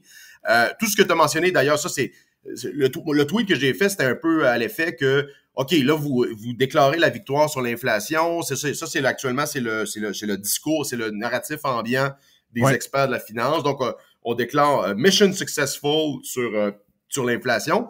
Alors que quand tu regardes, tu as plein de facteurs qui sont très inflationnistes. Premièrement, toutes les grèves et les ententes de grands employeurs qui font souvent des augmentations de 30, 50, 60% et plus. Donc, il va avoir un effet, je te dirais, compoundé sur les futurs prix des produits et services. Autre chose, toute la tension dans le Moyen-Orient, c'est inflationniste parce que ça a un effet directement sur le pétrole. Tu vois, le pétrole s'est apprécié fortement depuis, je pense, une des plus hautes augmentations depuis 2022 dans les derniers jours. Peu importe le outcome de l'élection, que ce soit président Kamala, God help us, ou président Trump 2.0, les deux sont inflationnistes. Kamala va faire des déficits, Trump va faire des déficits. Trump va être protectionniste. Kamala va doubler la mise contre justement le pétrole pour l'économie green, qui demande des subventions, qui demande justement une attaque constante sur le secteur des ressources. Donc, tout ça, c'est inflationniste. Et actuellement, on est encore dans un cycle. D'ailleurs, il annonce, ça se peut que d'ailleurs, une des bonnes trades à faire en ce moment, je pense, c'est d'aller un peu contre le narratif ambiant qui va avoir des baisses massives et successives de taux. Moi, je pense qu'ils vont se tromper et qu'à peu près au milieu de 2025, ils vont devoir soit stopper ou même retourner leur veste et peut-être même remonter les taux. Donc, le fait de baisser les taux d'intérêt quand tu as un plein d'emplois, puis que l'économie, de la bouche même de Jay Powell, il a dit l'économie est solide. Donc, quand l'économie est solide, tu vas pas faire 2-3 baisses successives de 50 points de base pour te retrouver. D'ailleurs, il a même dit qu'on ne reverrait pas probablement les presque 20 ans de taux à presque 0%, 1%, 2% là, aux États-Unis, puis même en Amérique du Nord en général. Donc, il y a des messages qui sont contradictoires là-dedans, mais en général, je pense qu'ils savent qu'il y a un risque potentiel d'augmentation de l'inflation. On dirait que la tempête est parfaite pour ça. Regarde, je te donne un autre exemple. Moi, c'est à chaque fois, je les prends de manière individuelle, mais je veux dire, globalement, ça doit paraître quelque part dans les chiffres. J'ai de la misère à croire que les chiffres qu'on nous amène sont vrais. Je vous appelle Gaz Métro, là, je sais que c'est Énergir, là, mais regarde, moi, je veux rester sur le gaz, c'est du gaz qui vend. Donc, Gaz Métro annonce cette semaine une augmentation de ses tarifs de gaz de 7,6 %. C'est énorme. C'est énorme. Là, oui. Pour des entreprises qui chauffent ou encore que tout l'équipement, ça se passe avec l'énergie au gaz, on va dire de quoi? C'est loin de deux, là. Je veux dire. Et là, eux autres, ils expliquent ça parce que ils ont des problèmes, c'est ça, la main-d'œuvre augmente, les sous-traitants chargent des prix de fou. Moi, je vois ça nulle part. Moi, c'est drôle parce que j'ai posé la question l'autre fois à Yann Sénéchal. Puis Yann, lui, Yann est plus froid là-dessus, mais moi, sur les prix, là, c'est pas, j'ai pas été, je suis pas actuaire, puis je suis pas, j'ai pas de diplôme en économie, mais sur les prix, je les connais par cœur, je les vois toutes, puis je les enregistre. Et moi, je le vois pas, ce 2 %-là. Peut-être que dans la bouffe, il y a un certain ralentissement dans l'augmentation, mais tout le reste, c'est faux. Et parler aux entrepreneurs, parler de leurs fournisseurs, parler de comment ils transigent en ce moment, puis, je vais te dire une affaire. Ce que je trouve, moi, que sont les plus grands responsables, et en même temps, ce sont des gens qui sont carrément dangereux, ce sont les gouvernements et les villes qui acceptent de payer des prix complètement ridicules pour une bâtisse de ci, pour un bout de pont là, alors qu'ils savent très bien qu'ils payent 2 fois, puis 3 fois, puis 4 fois le prix, puis en disant oui, ben dans la chaîne des prix, ultimement, ça finit à nous coûter le même prix que eux quand nous, on a besoin d'un service parallèle à celui-là. Donc, ça finit pas leur affaire. Tu sais, quand tu payes un bout de rue pour Nordvolt 8,3 millions, puis tu regardes le plan, puis tu te dis, ben voyons donc, câlisse, c'est une affaire qui devait coûter au maximum 1 million. Mais ce 8 millions-là, le 7 millions de payer de plus, quand le gars, tu vas en avoir besoin, le gars qui a fait cette rue-là, puis qui a fait l'asphalte de ça, puis la chaîne de trottoir, quand tu vas lui demander de te faire un bout de chevaux, c'est sûr que le projet que tu faisais avant à 15 000, il est rendu à 22 000. Donc, le 2 c'est... Moi, je trouve que c'est une fraude. Sérieux, je trouve que c'est rendu quasiment sur le bord d'une fraude.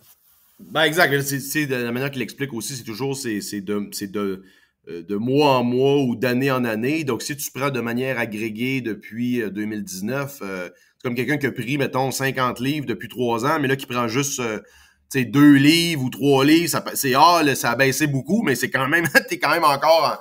L'augmentation de 50 livres est encore là, tu sais. Exact. Donc, c'est un peu ça, je pense, le fond du problème. Puis, je pense que la grande réalisation des dernières années, c'est un concept qui était très mal compris et qui était très fringe en économie. C'est le fait que, justement, les déficits gouvernementaux qui deviennent la dette, c'est inflationniste. Ça crée de l'inflation.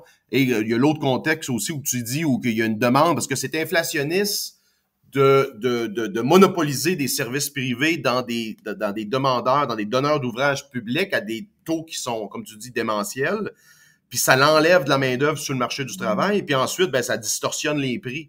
Tu sais, les quelques électriciens qui vont rester pour faire les petits jobs, ben, ils se disent, ben, je pourrais travailler pour le gouvernement à tel prix, alors que là, je vais faire des maisons. Donc, je vais me mettre un petit peu en dessous, mais quand même, le prix est distorsionné par l'offre publique. C'est clair. Qui, elle, profite d'argent qui est quasiment illimité dû au trésor public, puis qui va s'ajouter sur la dette. Donc, c'est tout ce cycle-là qu'il faut constamment rappeler, et que la gauche, puis même le consensus public ne semble plus considérer. C'est comme tout ça, c'est virtuel, ça là. C'est plus important. Or, ça a un impact direct sur votre mode de vie. Vous l'avez vu, c'est pour ça que votre hypothèque a monté. C'est pour ça que vous faites un voyage par année au lieu de 2 puis 3. Puis éventuellement, ben ça va être un char de moins. Comme tu dis souvent, ben ça va être le skidoo qui va être enlevé. Et le 4 roues, peu importe c'est quoi vos loisirs. Ben c'est là que c'est important de réfléchir sur qui est capable de gérer efficacement, de manière efficiente, les finances publiques, parce que les politiques publiques, au final, on a été chanceux pendant des années, ça n'a pas eu d'impact sur nos vies parce qu'on était en contexte de croissance économique, les taux étaient bas, mais là, on est dans un contexte où on paye la note et ça va probablement, ça se peut que, en fait, à l'heure actuelle, si la tendance se maintient, vos enfants vont vivre moins bien que vous. Là. Ça, c'est jamais arrivé depuis la fin de la Deuxième Guerre mondiale. Je veux que tu me parles de l'histoire des... ça avait commencé, ça, avec le premier vidéo. Là, il y avait un gars... Bon, je sais que c'est probablement il y avait un contexte derrière ça. Là, le gars, l'histoire du gars de 4 000 $ avec la policière qui voulait savoir qu'est-ce qu'il faisait avec ces 4 000 $ dans ses poches. Ça, dans ce contexte-là, là, je dois avouer que, bon, le gars qui est là, c'est un Hells. OK, tout le monde sait que c'est un Hells. Puis c'est un des hauts placés des Hells. Donc, il y avait peut-être ça, il y avait peut-être un genre d'histoire derrière ça, mais on a découvert là, pareil, qu'en catimini, le gouvernement a rentré en cachette une loi, puis il y en a d'autres qui ont été victimes de ça, qui ne sont pas des Hells Angels, où on leur a demandé de prouver qu'est-ce qu'ils faisaient avec 2000 $, d'où ça provenait dans leur poche, 2000 $, je vais le faire. Non, c'est pas la fin du monde. Là. Mais ça a été rentré, je pense que c'est la loi 54. 54, c'est arrivé un peu de manière hypocrite. Une autre preuve que ces calices-là, les 125 qui votent souvent unanimement, lisent rien en passant, là, ou encore ils l'ont lu puis s'en sac. Parle-moi un peu de cette affaire-là. C'est quoi le but de ça? Ben, en fait, c'est de donner des leviers additionnels aux policiers pour... Parce que c'est toujours la prétention que ça va être utilisé à bon escient contre des gens qui sont dangereux. Parce que puis il y a tellement de monde qui sont naïfs là-dessus. Ah ouais, mais moi, j'ai rien à me reprocher. Donc, au contraire, des lois comme ça vont déborder. Il y a des gens zélés, il y a des policiers zélés. Tu tombes sur le gars avec sur l'ex à ta blonde qui est policier puis qui pense que tu as de l'argent sur toi, il va demander de te voler, de te fouiller. Donc, faut donner le moins d'incitatifs possible aux forces de l'ordre pour dépasser les processus établis, parce que le problème, c'est justement, c'est l'arbitraire. Faut pas qu'il y ait d'arbitraire, faut qu'il y ait des lois bien établies, puis en passant, il y a une contradiction majeure. On a le droit d'arriver avec 10 000 $ comptant à la frontière du Canada et des États-Unis, et là, au Québec, t'as pas le droit de te promener avec plus que 2 000. En fait, t'as le droit, mais tu dois justifier, donc, une contradiction légale majeure entre les deux régimes. Ça, ils ont pas l'air à se soucier de ça, là, cette espèce d'harmonisation-là. Est-ce que la loi que j'apporte va amener des frictions dans l'économie puis dans la société civile? Ils se contrecalisent de ça complètement. C'est toujours pour plaire. Puis il y a probablement un lobby derrière ça de policiers, d'associations pour dire, ben regarde, on intercepte souvent des gens, qu'on a des doutes, puis on s'entend, c'est plus souvent qu'autrement. Tu sais, il y a une espèce de profilage racial là-dedans qui est évident, là. Donc, ils veulent se donner tous les outils, si tu veux, pour écœurer ce monde-là. Puis moi, en passant, c'est une opinion qui est peut-être un peu impopulaire, mais quand tu dis, on le sait que c'est un Hells, ouais, mais c'est blanc ou c'est noir, là. La personne, si la personne est un criminel dangereux recherché, arrêtez-le sur le champ et emprisonnez-le. La personne, si elle est en liberté, puis que vous avez des doutes, à moins que vous ayez un mandat ou... elle est en liberté, cette personne-là. Puis on le voit souvent à Montréal avec les espèces de descentes qu'ils font dans les restaurants, là, avec les show-off. Ils débarquent avec leur gilet barbal puis des flashlights, puis ils font semblant de prendre des notes. C'est quoi ça, sacrament, là? Ah oui, mais il y a des gens du monde du crime organisé. Ouais, mais ce monde-là, sont-ils en liberté ou ils sont pas, là? Tu sais, la ligne, à mon avis, elle est très claire. J'étais exactement dans la même place. Une espèce de... C'est pas subjectif, ça, là. Non, j'étais exactement dans la même place. J'ai déjà dit, d'ailleurs, dans une autre discussion qu'on a eue là-dessus. La seule affaire, c'est que je voulais le mettre dans le contexte parce qu'il y en a qui nous ont dit, ouais, mais là, la vidéo, il dure juste 15 secondes. Voici le contexte qui est pas. Donc, je voulais juste le préciser, mais j'étais en même place. Regarde, si tu veux l'arrêter pour quelque chose, pourquoi ce gars-là, que tu suspectes d'être un criminel, n'est pas arrêté, puis il n'est pas en dedans, puis il n'y a pas des menottes, puis il n'est pas devant un juge, mais là, s'il ne l'est pas, il ne l'est pas. Donc, ça veut dire qu'il a les mêmes droits, qu'il soit étiqueté Hells ou même gang de rue. Je les aime pas bien, gang de rue. Mais si vous avez rien, vous avez rien. Il est là. Et comme tu dis, c'est que on se sert de ces gens-là, puis après ça, ça finit par être nous autres, du monde qui sont pas mêlés à aucune gang, à rien, et on va être fouillés pour des raisons que... parce qu'il y a toujours dans la police, on pense que les policiers sont tous des gens parfaits. Il y a des caves là-dedans. Là. Il y a des policiers. Il y a des policiers très caves, il y a des policiers très connes. Ils ont un pouvoir, puis ils vont l'utiliser au maximum, puis ils vont vous écœurer pour absolument rien. Donc, plus on leur donne de pouvoir, puis plus ils vont l'exercer, puis plus ils vont se tromper avec. C'est ça qui risque d'arriver. Mais si je me fais arrêter par la police, mettons, je sais pas moi, j'arrive, je vais un peu trop vite. Là. La police m'arrête, puis tu sais, ils vont dire, votre permis de conduire, s'il vous plaît, monsieur. En sortant mon porte-monnaie, je sors mon permis de conduire et le gars, il voit que j'ai la palette dans mon porte-monnaie. J'en ai des billets, là. Mais là, moi, je suis coupable de quoi, là? Exact. Oui, j'ai fait... Oui, t'as peu. Moi, j'ai fait de la vitesse, là. Correct, OK. Donne-moi mon ticket, puis OK, j'ai dépassé de 10 km/h. Ben, c'est correct. Mais là, je suis coupable de quoi, là? Là, je suis coupable d'avoir de l'argent dans mon porte-monnaie. Mais ça, c'est le contraire. C'est ce que j'ai raconté la semaine passée. Ça, c'est le contraire. Moi, je suis pas coupable de rien, moi, là. Pourquoi, là? Exact. Moi, je suis coupable, et là, il faut que je me débatte pour dire que c'est quoi cet argent-là.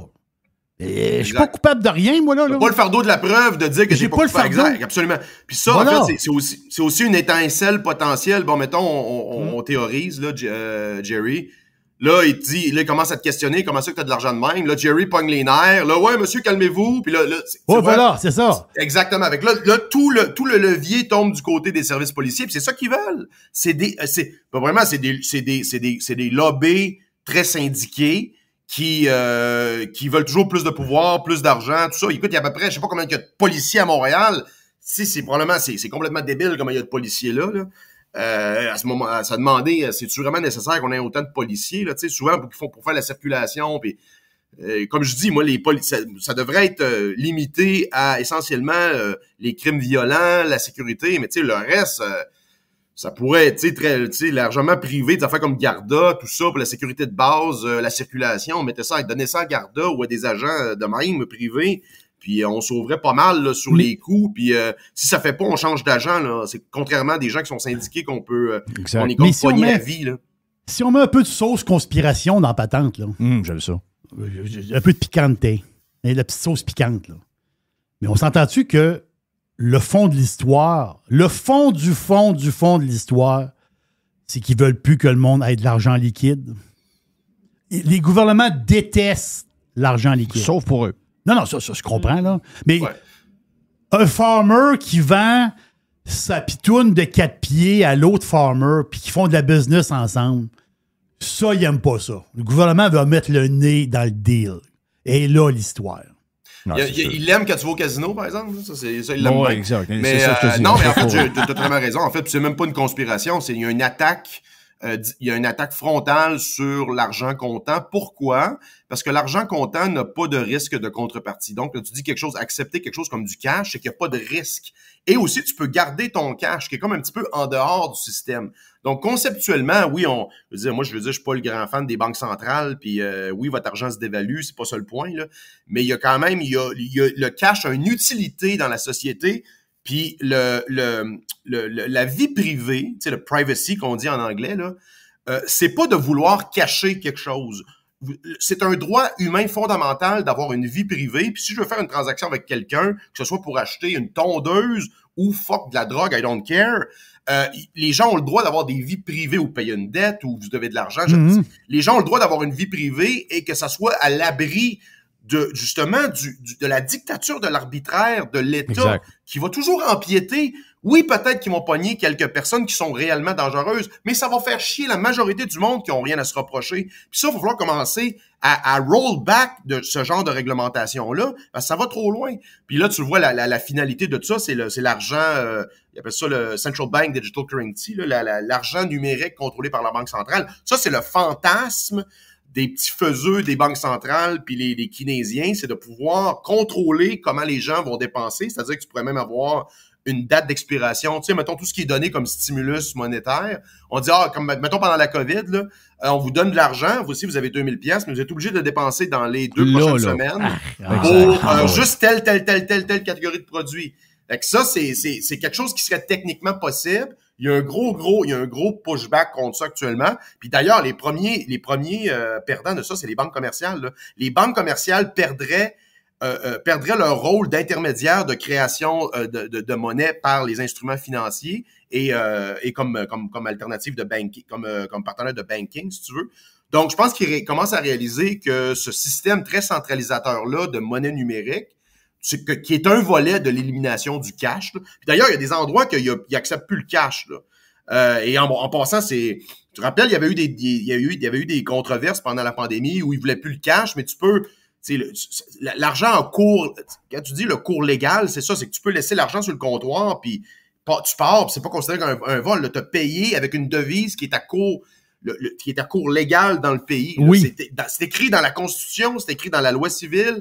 Quand il y a des contrats, c'est écrit que c'est en dollars canadiens. Donc, tu peux payer avec des stacks de 100$ si tu veux, avec des 10 cents. Les gens ne peuvent pas refuser ça. Là. Mais pour finir sur le sujet, mon feeling, j'ai pas les détails de la loi, j'ai pas parlé à un policier. Mais puis je sais pas comment ça a fini avec les vidéos qu'on a vues, mais je suis certain d'une chose. Il y a beaucoup de paperasse qui est remplie par un policier quand il arrive quelque chose, OK? Donc, mettons, il arrive quelque chose, OK? Ouais, je suis pas clair, l'argent que t'as, OK, finalement, on va écrire ce que j'ai intercepté. Ton nom, ton numéro d'assurance sociale, OK, t'as-tu un dossier? OK, t'as pas de dossier. Voici, monsieur se promenait avec 5500 $ dans ses poches. L'info va aux revenus? Je suis certain qu'il y a une partie de la feuille qui s'en va avec un flag dans le computer de Revenu Québec. Je suis certain de ça. Ben, c'est clair. Voyons donc, Chris, ferait ça pourquoi, tu penses? Il y a un contrôle total qu'ils veulent avoir là-dedans. C'est clair. C'est la seule branche de l'État qui est un petit peu efficiente, c'est Revenu Québec puis la perception. Les autres, ils fonctionnent en esti. Les autres, ils sont bons en tabarnage. Pas pour rien qu'il y a un Tim Horton dans la place, ça roule en Christie. Non, c'est l'enfer.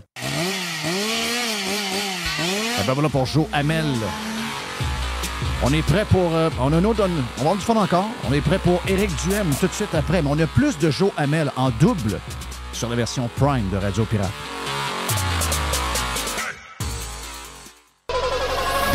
100% Pirate Radio Pirate. RadioPirate.com. Ladies and gentlemen. This is radiopirate.com. Et la vie est un combat. Éric Duhem est avec nous. Éric, t'es en Bonjour, feu. Ça se peut-tu que t'es en feu, là, ce temps-là? Il me semble que ça t'es va dans bien, une bonne oui. passe. On est dans une très bonne passe. Yes. Puis, je pense que c'est dû au fait que les gens réalisent de plus en plus qu'on est dans la merde. Puis je pense que il y a quelque chose, qu'il y a comme un déclic qui s'est fait dans la tête de bien du monde, là. De voir que, oups, là, le mur, on n'en parle plus. Là, on est dedans. On est dedans. Et il y a des gens qui le sentent. T'sais, on voit qu'on paye de plus en plus cher de taxes et d'impôts, puis on voit qu'on a des services de plus en plus pourris du gouvernement. On voit que leur agenda green, là, les mesures commencent à avoir de l'impact. Là. Ouais. Est-ce que les gens... Parce que non, là, il y a une crowd qui n'a rien à faire avec. OK, je l'ai vu dans le sondage d'hier, là, le 65 et plus, moi, je pense qu'il y a un mélange de... fucké raide par la COVID avec LCN, plus beaucoup d'homophobie là-dedans, là, parce que c'est quand même en bas de 3 pour le PCQ, puis tous les autres groupes sont écœuramment forts. Donc, il y a de quoi. Donc, celui-là, il est dur à aller chercher, mais je veux dire, les autres, là, qui ne sont pas CAQ-PQ, qui sont prêts à écouter un peu ce qui se passe, puis qui voient qu'il y a une alternative maintenant pour vrai qui est sérieuse. J'ai comme l'impression, j'en parlais avec Joamel un peu avant, c'est que ils se rendent compte que les 125, c'est un parti. C'est pas 4 partis. C'est un parti qui, 95% du temps, sont sur le même problème puis qui créent les mêmes problèmes pour le monde. Il y en a qui allument, là. Ça commence à paraître beaucoup. Puis on a parti, nous autres, notre saison, là, en parlant de Mon char, mon choix, puis en parlant justement de l'interdiction de la vente des véhicules hybrides puis à essence. Les 4 étaient d'accord avec ça. Les 4 auraient adopté la même chose. Toute la stratégie aussi d'électrification des transports, mais aussi Nordvolt, tout le monde le fait. Là. Ils l'auraient tous financé. Aujourd'hui, ils gueulent tous, là, mais il n'y en a pas un qui n'aurait pas mis l'argent, sauf nous autres. Ouais. D'ailleurs, il y a un chroniqueur dans le Journal de Québec qui l'a écrit qu'on était le seul parti qui avait été cohérent. Même Dumont l'a dit. Nous autres, moi, j'ai toujours été contre les subventions, notamment celle à Nordvolt. Le jour où Fitzgibbon a annoncé ça, là, il vantait fort. Là, oui. Parce que là, c'était comme le plus gros projet de développement économique de l'histoire du Québec. Puis nous autres, on était contre ça. Oui. Bien, on était contre ça. Pourquoi? Parce qu'on ne croit pas qu'on crée de la richesse en prenant de l'argent du monde, en les taxant puis en donnant à une multinationale étrangère. C'est pas comme ça qu'on va réussir à enrichir le Québec. Et les 4 sont pareils là-dessus. Mais les 4 autres sont d'accord avec ce modèle-là. Ben oui. Fait que, tu sais, je veux dire, c'est facile aujourd'hui de critiquer, mais il aurait fait la même chose s'il avait été à la même place. Fait que je pense que ça commence à coller.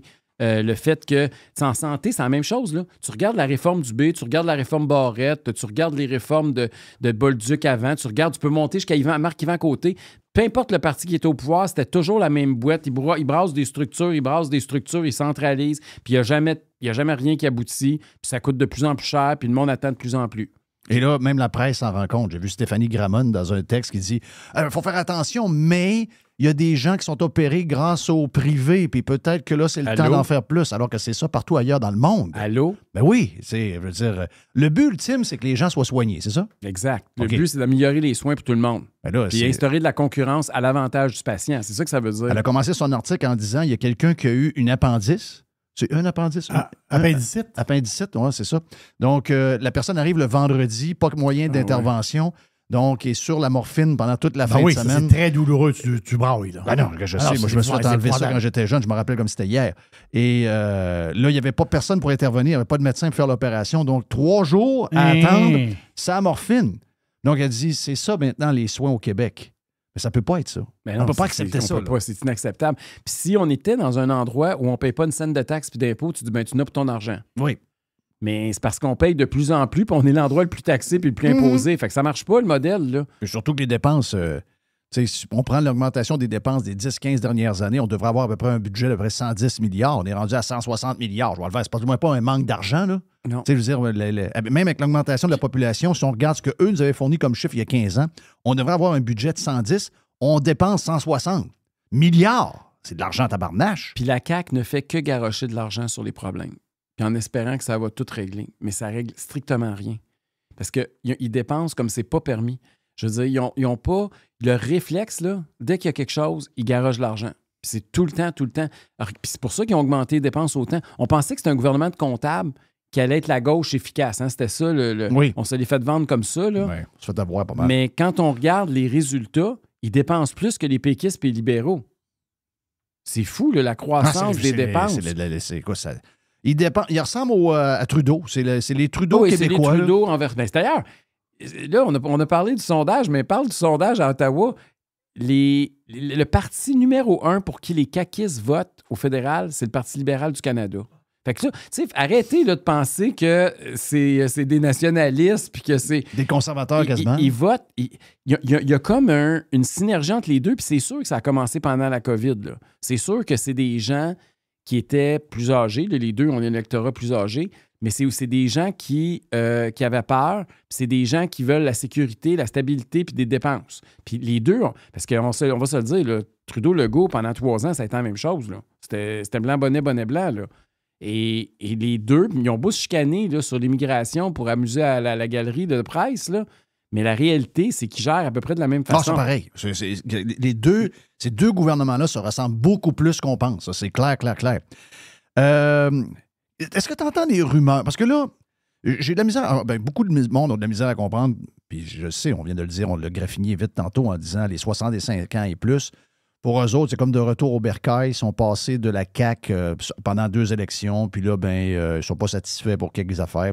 Donc là, ils retournent au Parti québécois, qui est un parti qui est beaucoup plus désorganisé, même s'il y a des élus que le PCQ, en passant, là, dans sa manière d'être, dans son plan. Je vois pas vraiment, à part l'histoire d'indépendance qui essaie de ramener un peu, je vois pas de raison pour quelqu'un de passer de la CAQ au Parti québécois. On vient de le dire. C'est des partis qui sont probablement tous pareils. C'est parce que tu n'écoutes pas assez LCN. Je sais, je n'écoute pas assez LCN, c'est vrai.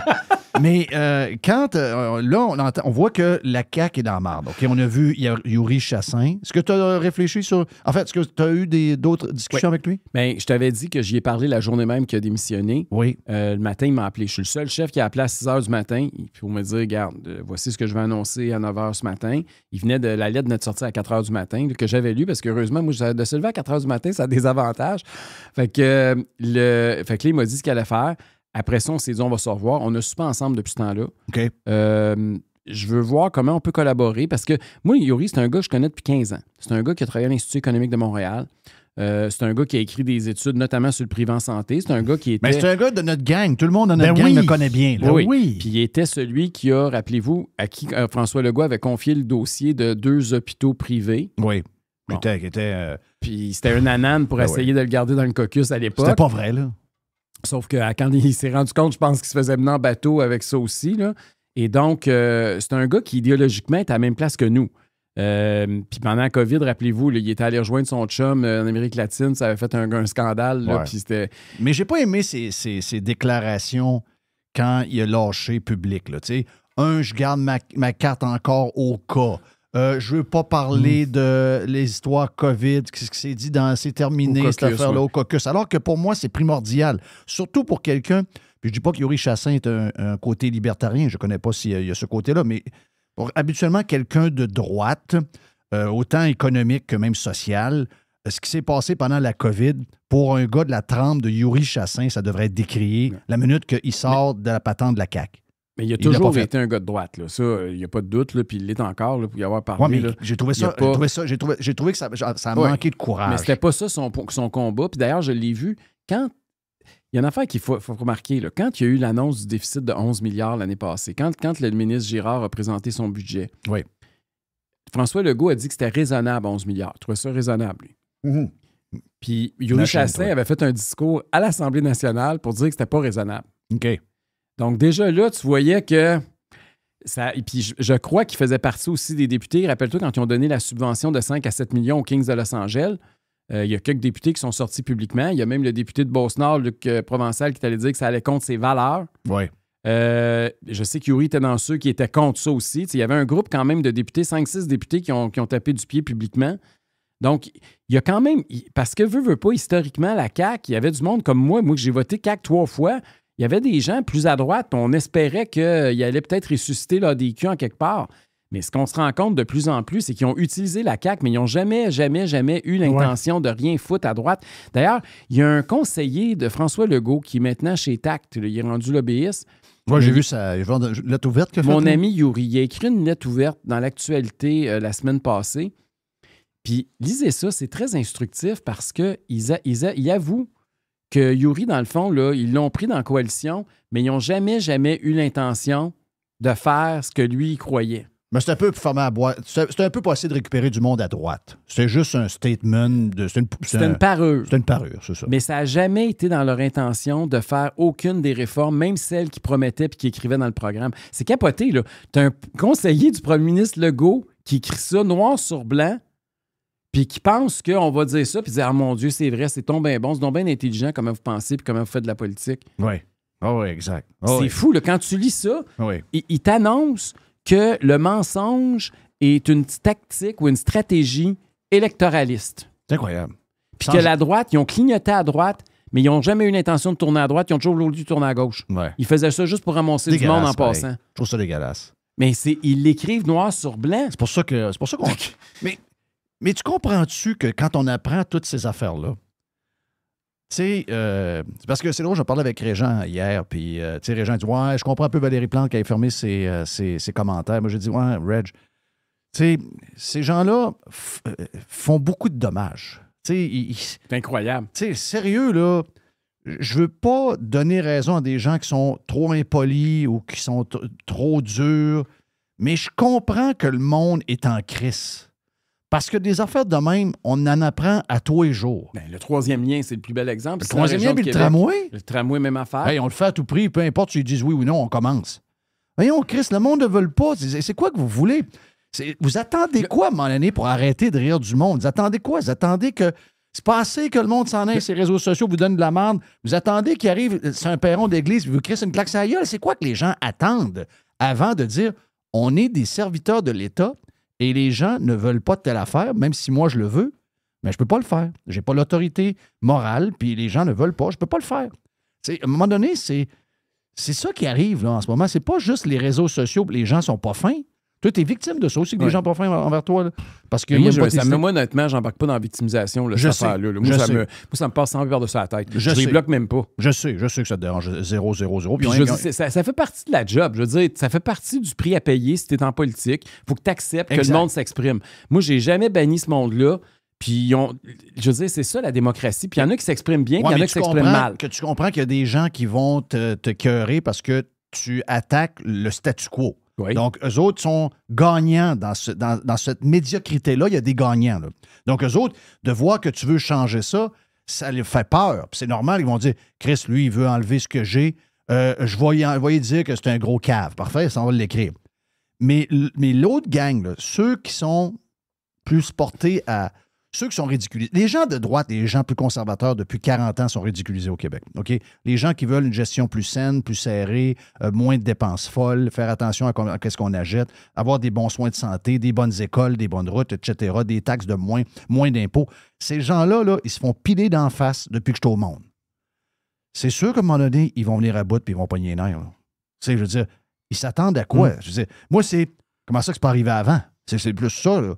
Donc, c'est ce bout-là que j'ai de la misère à. Quand j'entends des affaires comme je viens de me dire là, ça me met hors de moi. Ça me met à l'envers. Là, tu viens de parler du tramway, puis tu viens de parler de comment il nous manque. Là. Hier, il y a une nouvelle aussi qui m'a choqué. Puis moi, je ne suis pas un fan du BAP, là. Le bureau d'audience publique en environnement. OK, je trouve que des fois, ils ne se mêlent pas de leurs affaires. Ils n'ont pas à rentrer dans le business et à commencer à penser qu'est-ce qui va être bon économiquement ou pas. Là. Ça n'a aucun rapport avec l'environnement. Puis bon, j'ai un paquet de réserves par rapport à eux. Mais l'utilisation politique qui est faite de l'environnement, hier, on a eu une belle démonstration. C'est Thomas Gerbet qui a sorti ça dans Radio-Canada. Nordvolt, ils ont tout fait pour pas qu'il y ait d'évaluation environnementale. Alors qu'il y avait tous les seuils, il y avait toutes les raisons d'y avoir une évaluation environnementale. Pas nécessairement pour bloquer le projet, mais au moins pour qu'ils regardent... Comme tous les autres projets. Comme les autres. Oui. Ils ont tout fait, OK? Puis ils ont contourné les règles. Puis vous irez voir, là, il a même publié des échanges entre fonctionnaires qui expliquent comment la pression politique a fait qu'ils ont été obligés de fermer les yeux sur un paquet d'affaires. Puis ils ont même changé la loi pour faire à 3 fois pour faire plaisir à Nordvolt. Puis bon, le tramway de Québec, il y a eu une évaluation du BAP aussi. Hein? Puis il y a eu toutes sortes de conclusions qui n'étaient pas du tout dans le sens que la Ville voulait entendre puis le gouvernement du Québec. Mais ça, ils n'en tiennent pas compte. Mais quand tu arrives au Saguenay-Lac-Saint-Jean, puis que là, il y a un projet d'investissement de 14 milliards de dollars avec GNL Québec, exact. Là, ils se servent du BAP pour dire on bloque le projet. Exact. Ça m'écoeure. Regardez comment ils sont malhonnêtes, comment c'est de la crasse politique. Là. Ça, c'est insupportable. Ils détournent le BAP quand c'est un projet qu'ils veulent. Ils n'écoutent pas le BAP quand c'est pas la conclusion qu'ils veulent. Ils utilisent le BAP quand ils veulent écraser un autre projet. C'est un outil politique. Fait que le BAP, c'est pas un outil environnemental, c'est un outil partisan au service de la classe politique. Ça, c'est dégueulasse. Pour essayer d'abrier ça en vert. Ah, c'est dégueulasse, ça m'énerve. Puis, tu quoi? Ça discrédite tout l'environnement. Parce que toute la cause environnementale, quand ils utilisent une cause environnementale contre un projet, à partir de maintenant, plusieurs d'entre nous vont se dire c'est encore une façon de tuer un projet, puis ils utilisent ça encore, c'est encore un outil au service de la classe politique. Fait que quand il y a un vrai projet qui va contre l'environnement, ben ça veut dire qu'il risque de passer pareil parce que soit que la classe politique va leur pousser, ils vont leur contourner, ou soit qu'on ne croira pas les conclusions qui vont nous dire que c'est pas vrai. Exact. Fait que ils ont complètement vidé de son sens l'évaluation environnementale au Québec. Tantôt, on a parlé de Yuri, c'est un peu par accident, parce que la rumeur qui court, c'est que la CAQ est dans le trouble et qu'il y aurait des députés de la CAQ qui pensent quitter. Il y aurait Simard de Montmorency, donc l'ancien péquiste, qui avait déjà été élu péquiste à une autre époque, qui retournera au PQ même s'il est à la CAQ en ce moment. Et il y aurait eu des rencontres avec 2 autres élus caquistes qui sont prêts à faire le switch. On a eu la rumeur de Guilbeault qui a pogné les nerfs quand ça a coulé comme de quoi qu'elle avait rencontré Poilievre et qu'elle voulait avoir un poste de ministre si elle faisait le saut. Est-ce que tu en entends de ça? Est-ce qu'il y a vraiment, y a-tu vraiment une grogne à la CAQ? Y a-tu du monde qui se sauve? Qu'est-ce qui se passe? Il y a beaucoup de grogne à la CAQ, ça c'est sûr. Puis moi, je parle à des députés, puis je peux te dire qu'il y en a beaucoup qui sont insatisfaits au moment où on se parle. Écoute, il y a des députés qui se disent qu'ils veulent plus aller au caucus parce qu'ils veulent pas être obligés d'applaudir Legault. T'sais, quand t'es rendu là, t'es loin dans ta tête. Là. Mais puis Jean-François Simard, ça serait pas une grosse surprise. Là. Non. D'ailleurs, lui, la surprise, c'est le gars, il a déjà été non seulement député, mais il a été ministre dans le Parti québécois. Oui, c'est vrai. Il était là au tout début de la CAQ. C'était un peu une vedette, lui, dans le temps. Là. Puis il était un des premiers qui est arrivé avec Legault, avec la CAQ. OK? Puis avant ça, si vous reculez d'un pas en arrière, avant ça, il était au Parti libéral du Canada. OK, wow. Il était parti du Parti libéral du Canada. Il était dans la gang de Paul Martin. Il est parti de là, il s'est ramassé au PQ, il s'est présenté, il s'est fait élire ministre, il s'est fait élire député, il s'est fait nommer ministre. Il a quitté le PQ, il est allé fonder la CAQ avec Legault. Avec Legault, quand ils ont été élus, il était le seul qui avait déjà été ministre. Puis ils ne l'ont pas nommé ministre. De tous les députés qui ont été élus de la CAQ, il était le seul avec Legault qui avait de l'expérience comme ministre, puis Legault ne l'a pas nommé ministre. Fait qu'en partant, moi, ça m'avait mis... Il s'est passé de quoi? Là? Il y a quelque chose qui ne marche pas, là. Puis le gars, il a enseigné à l'ENAP, puis il avait quand même un CV correct. Là. Il n'y avait pas de raison. Il y en a qui ont des CV pas mal pires que lui. Là. Ouais. Et ils ne l'ont pas nommé ministre. Là, ça fait 6 ans qu'il végète en arrière, qu'il attend son tour. Je pense qu'il a compris qu'il ne sera jamais ministre. Là. Non. Et donc, là, il veut retourner à la maison. Il veut retourner au PQ. Ça serait... Moi, je trouve que c'est possible. Je veux dire, mais en même temps, je veux dire, tu sais, le gars, il est parti du Parti libéral du Canada, ultra-fédéraliste de l'époque de Jean Chrétien, au Parti québécois de Jacques Parizeau. Mais il y en a combien de ces politiciens-là qui sont prêts à mettre tous les chandails? PSPP. Mais il y en a plein qui sont prêts à mettre tous les chandails. Il y en a plein. Il y en a plein. Les convictions profondes, là. Tu sais, moi, je vois ça beaucoup de gens qui sont à droite parce qu'ils ont une vision cartésienne, il y a moins d'émotion un peu. Mais dans cette tu sais, on vient de le dire, là. Il y a 4 partis qui pourraient être unis. Ça pourrait être un seul parti. QS, PQ, libéral et également la gang de la CAQ sont en train de disparaître tranquillement. Ça pourrait juste être un parti. Donc, se promener d'un bord à l'autre, même aller au fédéral, pas bien grave, là. Ils sont capables. Sur la gestion de l'État, c'est sûr que leur vision d'intervention de l'État, c'est très similaire. Fait que c'est ça. Fait que, gars, ce qui va retourner au PQ, c'est sûr que le gars, mets-toi dans la place des députés qui n'ont pas trop de conviction ou qui sont dans l'espèce de coalition libérale, solidaire, péquiste, puis qu'eux autres aussi voient ça comme le même parti. Là. Là, ils se disent, ils regardent les sondages, ils disent, OK, la dernière fois, je me battais contre le PCQ, puis c'était la CAQ qui était en avant, je me suis présenté pour la CAQ. Là, oups, ils regardent Québec 125, là, ils voient que c'est une lutte entre le Parti conservateur puis le PQ. Fait que là, ils disent, ben là, m'en aller au PQ. Ben oui, c'est sûr. Ben oui, ils ont des chances de rentrer au pouvoir. Parce que là, si je reste CAQ, d'après moi, je suis fait. C'est sûr que ça doit être ça. Moi, la raison pourquoi ils s'en vont, c'est ça, là. Moi, je pense que c'est ça. Est-ce que tu es au courant qu'il y a beaucoup de gens... tu sais, l'histoire que Poilievre avait faite dans le coin de... On a déjà parlé, là, l'histoire de de prendre celui qui fait des voyages, là, Lefebvre, c'est ça? Lefebvre, oui. Éric Lefebvre. Éric Lefebvre fait des beaux voyages. Il est allé en Georgie. Donc, ça a coûté 100 quelques mille à la gang. Beau voyage. Et lui, quand il a été nommé pour être le candidat de Poilievre et des conservateurs, ça n'a pas passé. En tout cas, là-bas, j'ai hâte de voir, mais ça l'a brassé pas mal. Et Poilievre, depuis ce temps-là, Girard, il a dit « Ouais, je t'intéresse. » Non. Après ça, toi, Guilbeault, je t'intéresse. Non. Donc, finalement, il a compris que la CAQ est barrée au Québec. Oui. Est-ce que tu as encore le plan de ramener un genre de Yuri Chassin ou un autre? Parce que moi, ce que j'entends, là, je l'ai dit, je pense, je ne sais pas à qui, je pense que je l'ai dit sur X, quelque chose. Moi, je ne toucherais pas à ça. Puis, j'ai rien contre Yuri Chassin. Les idées, je sais très bien qu'on l'aimait bien avant qu'il soit à CAQ. Là. C'est juste que j'ai l'impression que on ne peut pas toucher à ce gang-là, ils sont comme brûlés. Bien, c'est sûr que il faut qu'il y ait un... C'est pour ça que ça serait difficile d'un matin que j'annonce un député de la CAQ qui passe chez nous, un ministre encore moins. Là. C'est sûr que ça va être difficile. Au PQ, ça va être plus facile. Parce que, tu sais, les trois que tu viens de parler, qui s'en iraient au PQ, ils retourneraient au PQ. Probablement, c'est toutes des péquistes à la base. C'est là. ça, à base. Fait que, tu sais, le PQ, c'est des chicanes internes quasiment. C'est comme des chicanes dans le même parti. Là. Fait que ça passe plus facilement, je pense. Nous, c'est qu'il y a un aspect idéologique. Mais je ne veux pas prendre Yuri comme exemple, mais je veux quand même parler de l'impact que ça a. Un député péquiste, un député caquiste qui s'en va au PQ parce qu'il voit que les sondages... Ça n'a pas d'impact. Il est passé du... Non, mais il va le faire parce qu'il voyait que la CAQ était première, puis il s'est présenté pour la CAQ. Là, il voit que le PQ est rendu premier, fait qu'il switch pour être sûr d'être... Oui, mais dans le day-to-day, ça n'a pas d'impact. Tandis que Yuri Chassin, là, il a perdu 30 000 $ de salaire, OK, là, il y a 2 semaines. Là. Il s'en va pas pour le parti qui est 25 % en avant de la CAQ dans son comté. Là. Il le fait vraiment parce qu'il y a des idées. Puis je connais le gars, puis je pense que tout le monde le connaît, puis on a tous lu ce qu'il a déjà écrit, puis je sais toutes les batailles qu'il menait à l'interne. Yuri selon moi, il a fait une erreur, mais je l'ai faite moi aussi, fait que je suis bien mal placé pour le juger. Il a fait confiance à Legault. Moi, je l'ai fait comme électeur, lui, il l'a fait comme militant, puis comme député. Lui, il pensait qu'il faisait, puis j'ai déjà eu cette discussion-là pendant qu'il était encore député de la CAQ, là. Puis je disais, Yuri, tu vas être plus utile à faire avancer nos idées à l'extérieur de la CAQ qu'à l'intérieur. Parce que son argument à lui, c'était, si je reste à la CAQ, je vais réussir. Regarde, même si je réussis juste à ce qu'on ait 2 hôpitaux privés, mais je vais avoir fait quelque chose de positif, de concret pour faire avancer nos idées. Si je suis là autour de la table et que je parle contre le déficit, bien, au lieu d'en présenter un de 14 milliards l'année prochaine, on va peut-être le baisser à 8. Lui, il voyait ça comme ça. Il avait l'impression qu'il fallait qu'il mène des batailles à l'interne.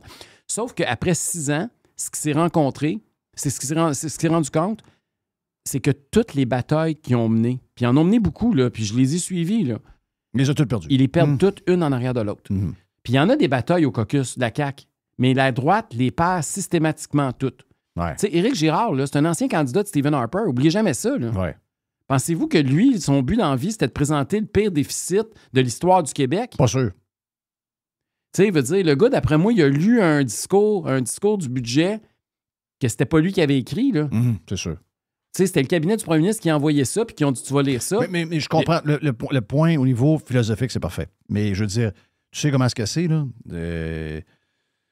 On dirait que la CAQ est comme... Peu importe qui c'est qui sort de là, c'est comme... Pour le PQ, c'est une autre affaire. Mais pour le PCQ, puis je comprends que ça changerait la donne des 2 prochaines années avant l'élection. Pas à peu près, là. Je comprends ça. Je suis assez wise, je comprends ça. Mais on dirait que... je sais pas, regarde, t'es plus branché que tes électeurs que toi. Tu as raison qu'il y a une poche de résistance importante, surtout au sein des conservateurs, parce qu'oublie pas une chose, là, les conservateurs, on est les plus anti-CAQ de toute la gang. Oui. Bon, on est ceux qui jugent le plus négatif. T'sais, nous autres, là, est-ce que c'est mauvais la CAQ? C'est non, c'est très mauvais. Exact. Non, mais c'est ça. J'adore. Mais, je te ramène à il y a quelques années, on retourne 3 ans en arrière. Une des premières choses que j'ai faites quand je suis arrivé chef du Parti conservateur du Québec, c'est que j'ai fait traverser Claire Sanson. Claire était députée de la CAQ. Puis le discours que tu me tiens aujourd'hui, il y a du monde à l'époque qui me le tenait beaucoup. J'ai eu beaucoup de résistance. À l'interne, ça a été très difficile pour moi quand j'ai décidé que Claire devenait conservatrice parce qu'il y avait des gens qui disaient on veut rien savoir de la CAQ, c'est des traîtres, nanana. Pendant 2 ans, elle s'est fermée à la gueule, elle a voté des mesures liberticides, blablabla. Puis ça a été très bon pour le PCQ d'avoir... Finalement, ça s'est avéré excellent. C'est grâce à ça qu'on a connu une croissance. Fait que, tu sais, il faut juste prendre ça en considération. Puis c'est normal que sur le coup... Puis je ne sais pas ce que l'avenir nous réserve. Là. Je ne sais pas si Yuri Chassin va se présenter pour nous ou pas aux prochaines élections. Mais le fait que ça se fasse graduel présentement, je trouve que c'est une bonne idée. Tu sais, il me demandait tout, t'es pas déçu que Yuri annonce pas qu'il s'en va chez vous là, le jour où il a démissionné? J'ai dit non, je veux pas être un rebound. Ouais. Je veux pas qu'il s'en aille là juste parce qu'il a fait ses valises puis que là, il part de la CAQ puis qu'il arrive chez nous puis gars, chérie, viens-t'en, on va... Non, ça marche pas de même, là. Va penser à tes affaires, loue-toi un appartement, puis regardons ce qu'on a en commun avant de recommencer une nouvelle relation. Là. Ouais. Fait que je pense que ça, c'est plus prudent. Puis est-ce que ça va fonctionner ou pas? Je le sais pas. Est-ce qu'on va avoir une relation? Même, je le sais pas. Mais ce que je sais, c'est que son cheminement actuel me semble correct. Puis il l'a fait pour les bonnes raisons. Moi, la lettre que j'ai lue dans le Journal de Québec il y a 2 semaines, qui a écrit, là, j'aurais pas à signer. Oui. Les idées. La lettre est correcte. C'est juste, moi, c'est quand il a fait de la conférence de presse, la carte, après ça, la COVID. Moi, la COVID, j'ai encore des. Mais il n'a jamais parlé de la COVID. Il s'est fait poser des questions sur la COVID. Sur la COVID, puis il a dit je ne veux pas répondre à ça, je ne veux pas parler du caucus, c'est une autre époque, etc.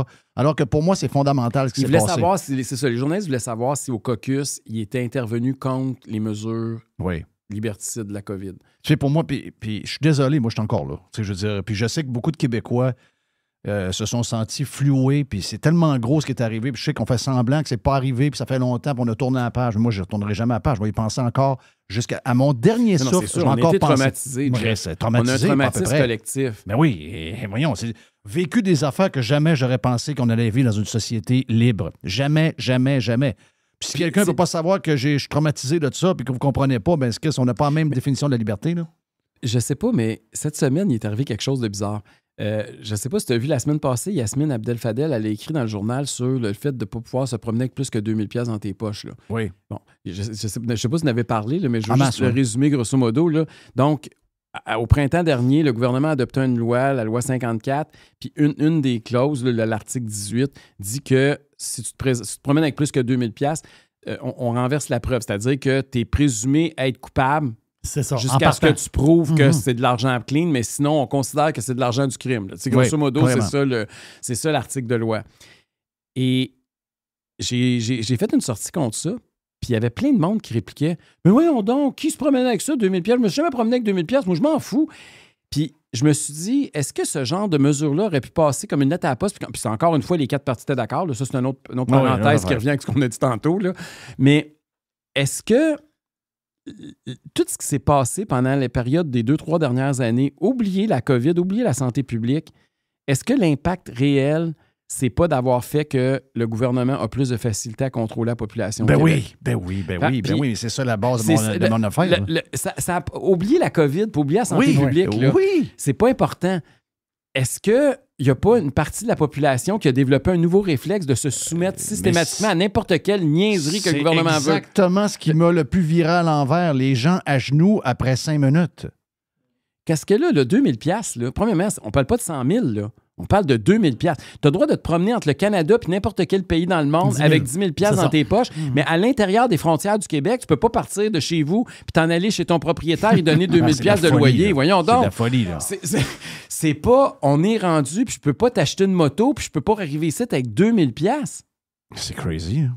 T'as l'air d'un bandit, le minute que tu avec un peu de cash. C'est tellement... Puis ce qui est le pire, ça a pris 6 mois qu'une chroniqueuse, elle se fait s'interpeller sur les réseaux sociaux puis elle décide d'écrire une chronique parce que personne ne l'avait vu passer parce que les 4 partis qui étudiaient ça en commission parlementaire, ils ont tous applaudi ça. Ça a pris une vidéo d'une policière crinquée contre supposément un gars des Hells puis qui demande tu fais là 4000 $, sûr que tu n'as pas le droit d'avoir ça dans tes poches. Hein, ça part de où, ça? On n'était même pas au courant. Mais non, personne ne savait ça. Moi, j'avais jamais su ça. Puis ça, c'est l'affaire qui m'écoeure qu'on n'ait pas de député à l'Assemblée nationale. Oui. Parce que Québec solidaire, là, on est en avant d'eux autres dans les sondages. Là. Fait que venez pas me dire qu'on n'est pas représentatif. Là. Ils reçoivent 3 millions de recherches. Incroyable. OK? Ils font pas le job. Ils ont 12 là. députés en commission parlementaire. Nous autres, on n'a pas une scène. Imaginez, les libéraux, ils ont 5 millions de budget. OK? Eux autres aussi, ils ont eu le même nombre de votes que nous autres aux élections. Là. Ils ont 5 millions de budget de recherche. Ils font quoi avec cet argent-là? Rien. Ils ne voient pas passer. Il n'y a pas de goaler. Rien. Le gouvernement est là, puis ils peuvent faire ce qu'ils veulent. Thank you, Éric Duhem. On a presque une autre demi-heure avec Éric sur la version Prime. Beaucoup de sujets à jaser. Tellement d'affaires. C'est tellement le fun de jaser avec Éric. Donc, plus d'Éric sur la version Prime. Gros mercredi, c'était le fun. On commence demain et demain, on lance le week-end Jerry avec l'aubergiste. Yes! Demain, on lance le week-end. Puis aussi, beaucoup de stock demain, c'est clair. Le jeudi, il y en a toujours beaucoup. Alors, venez-nous. Sinon, si vous voulez plus, allez sur radiopirate.com pour vous inscrire. Il y a une semaine gratis pour commencer, pour essayer. Et après, on verra. Hein? Why not?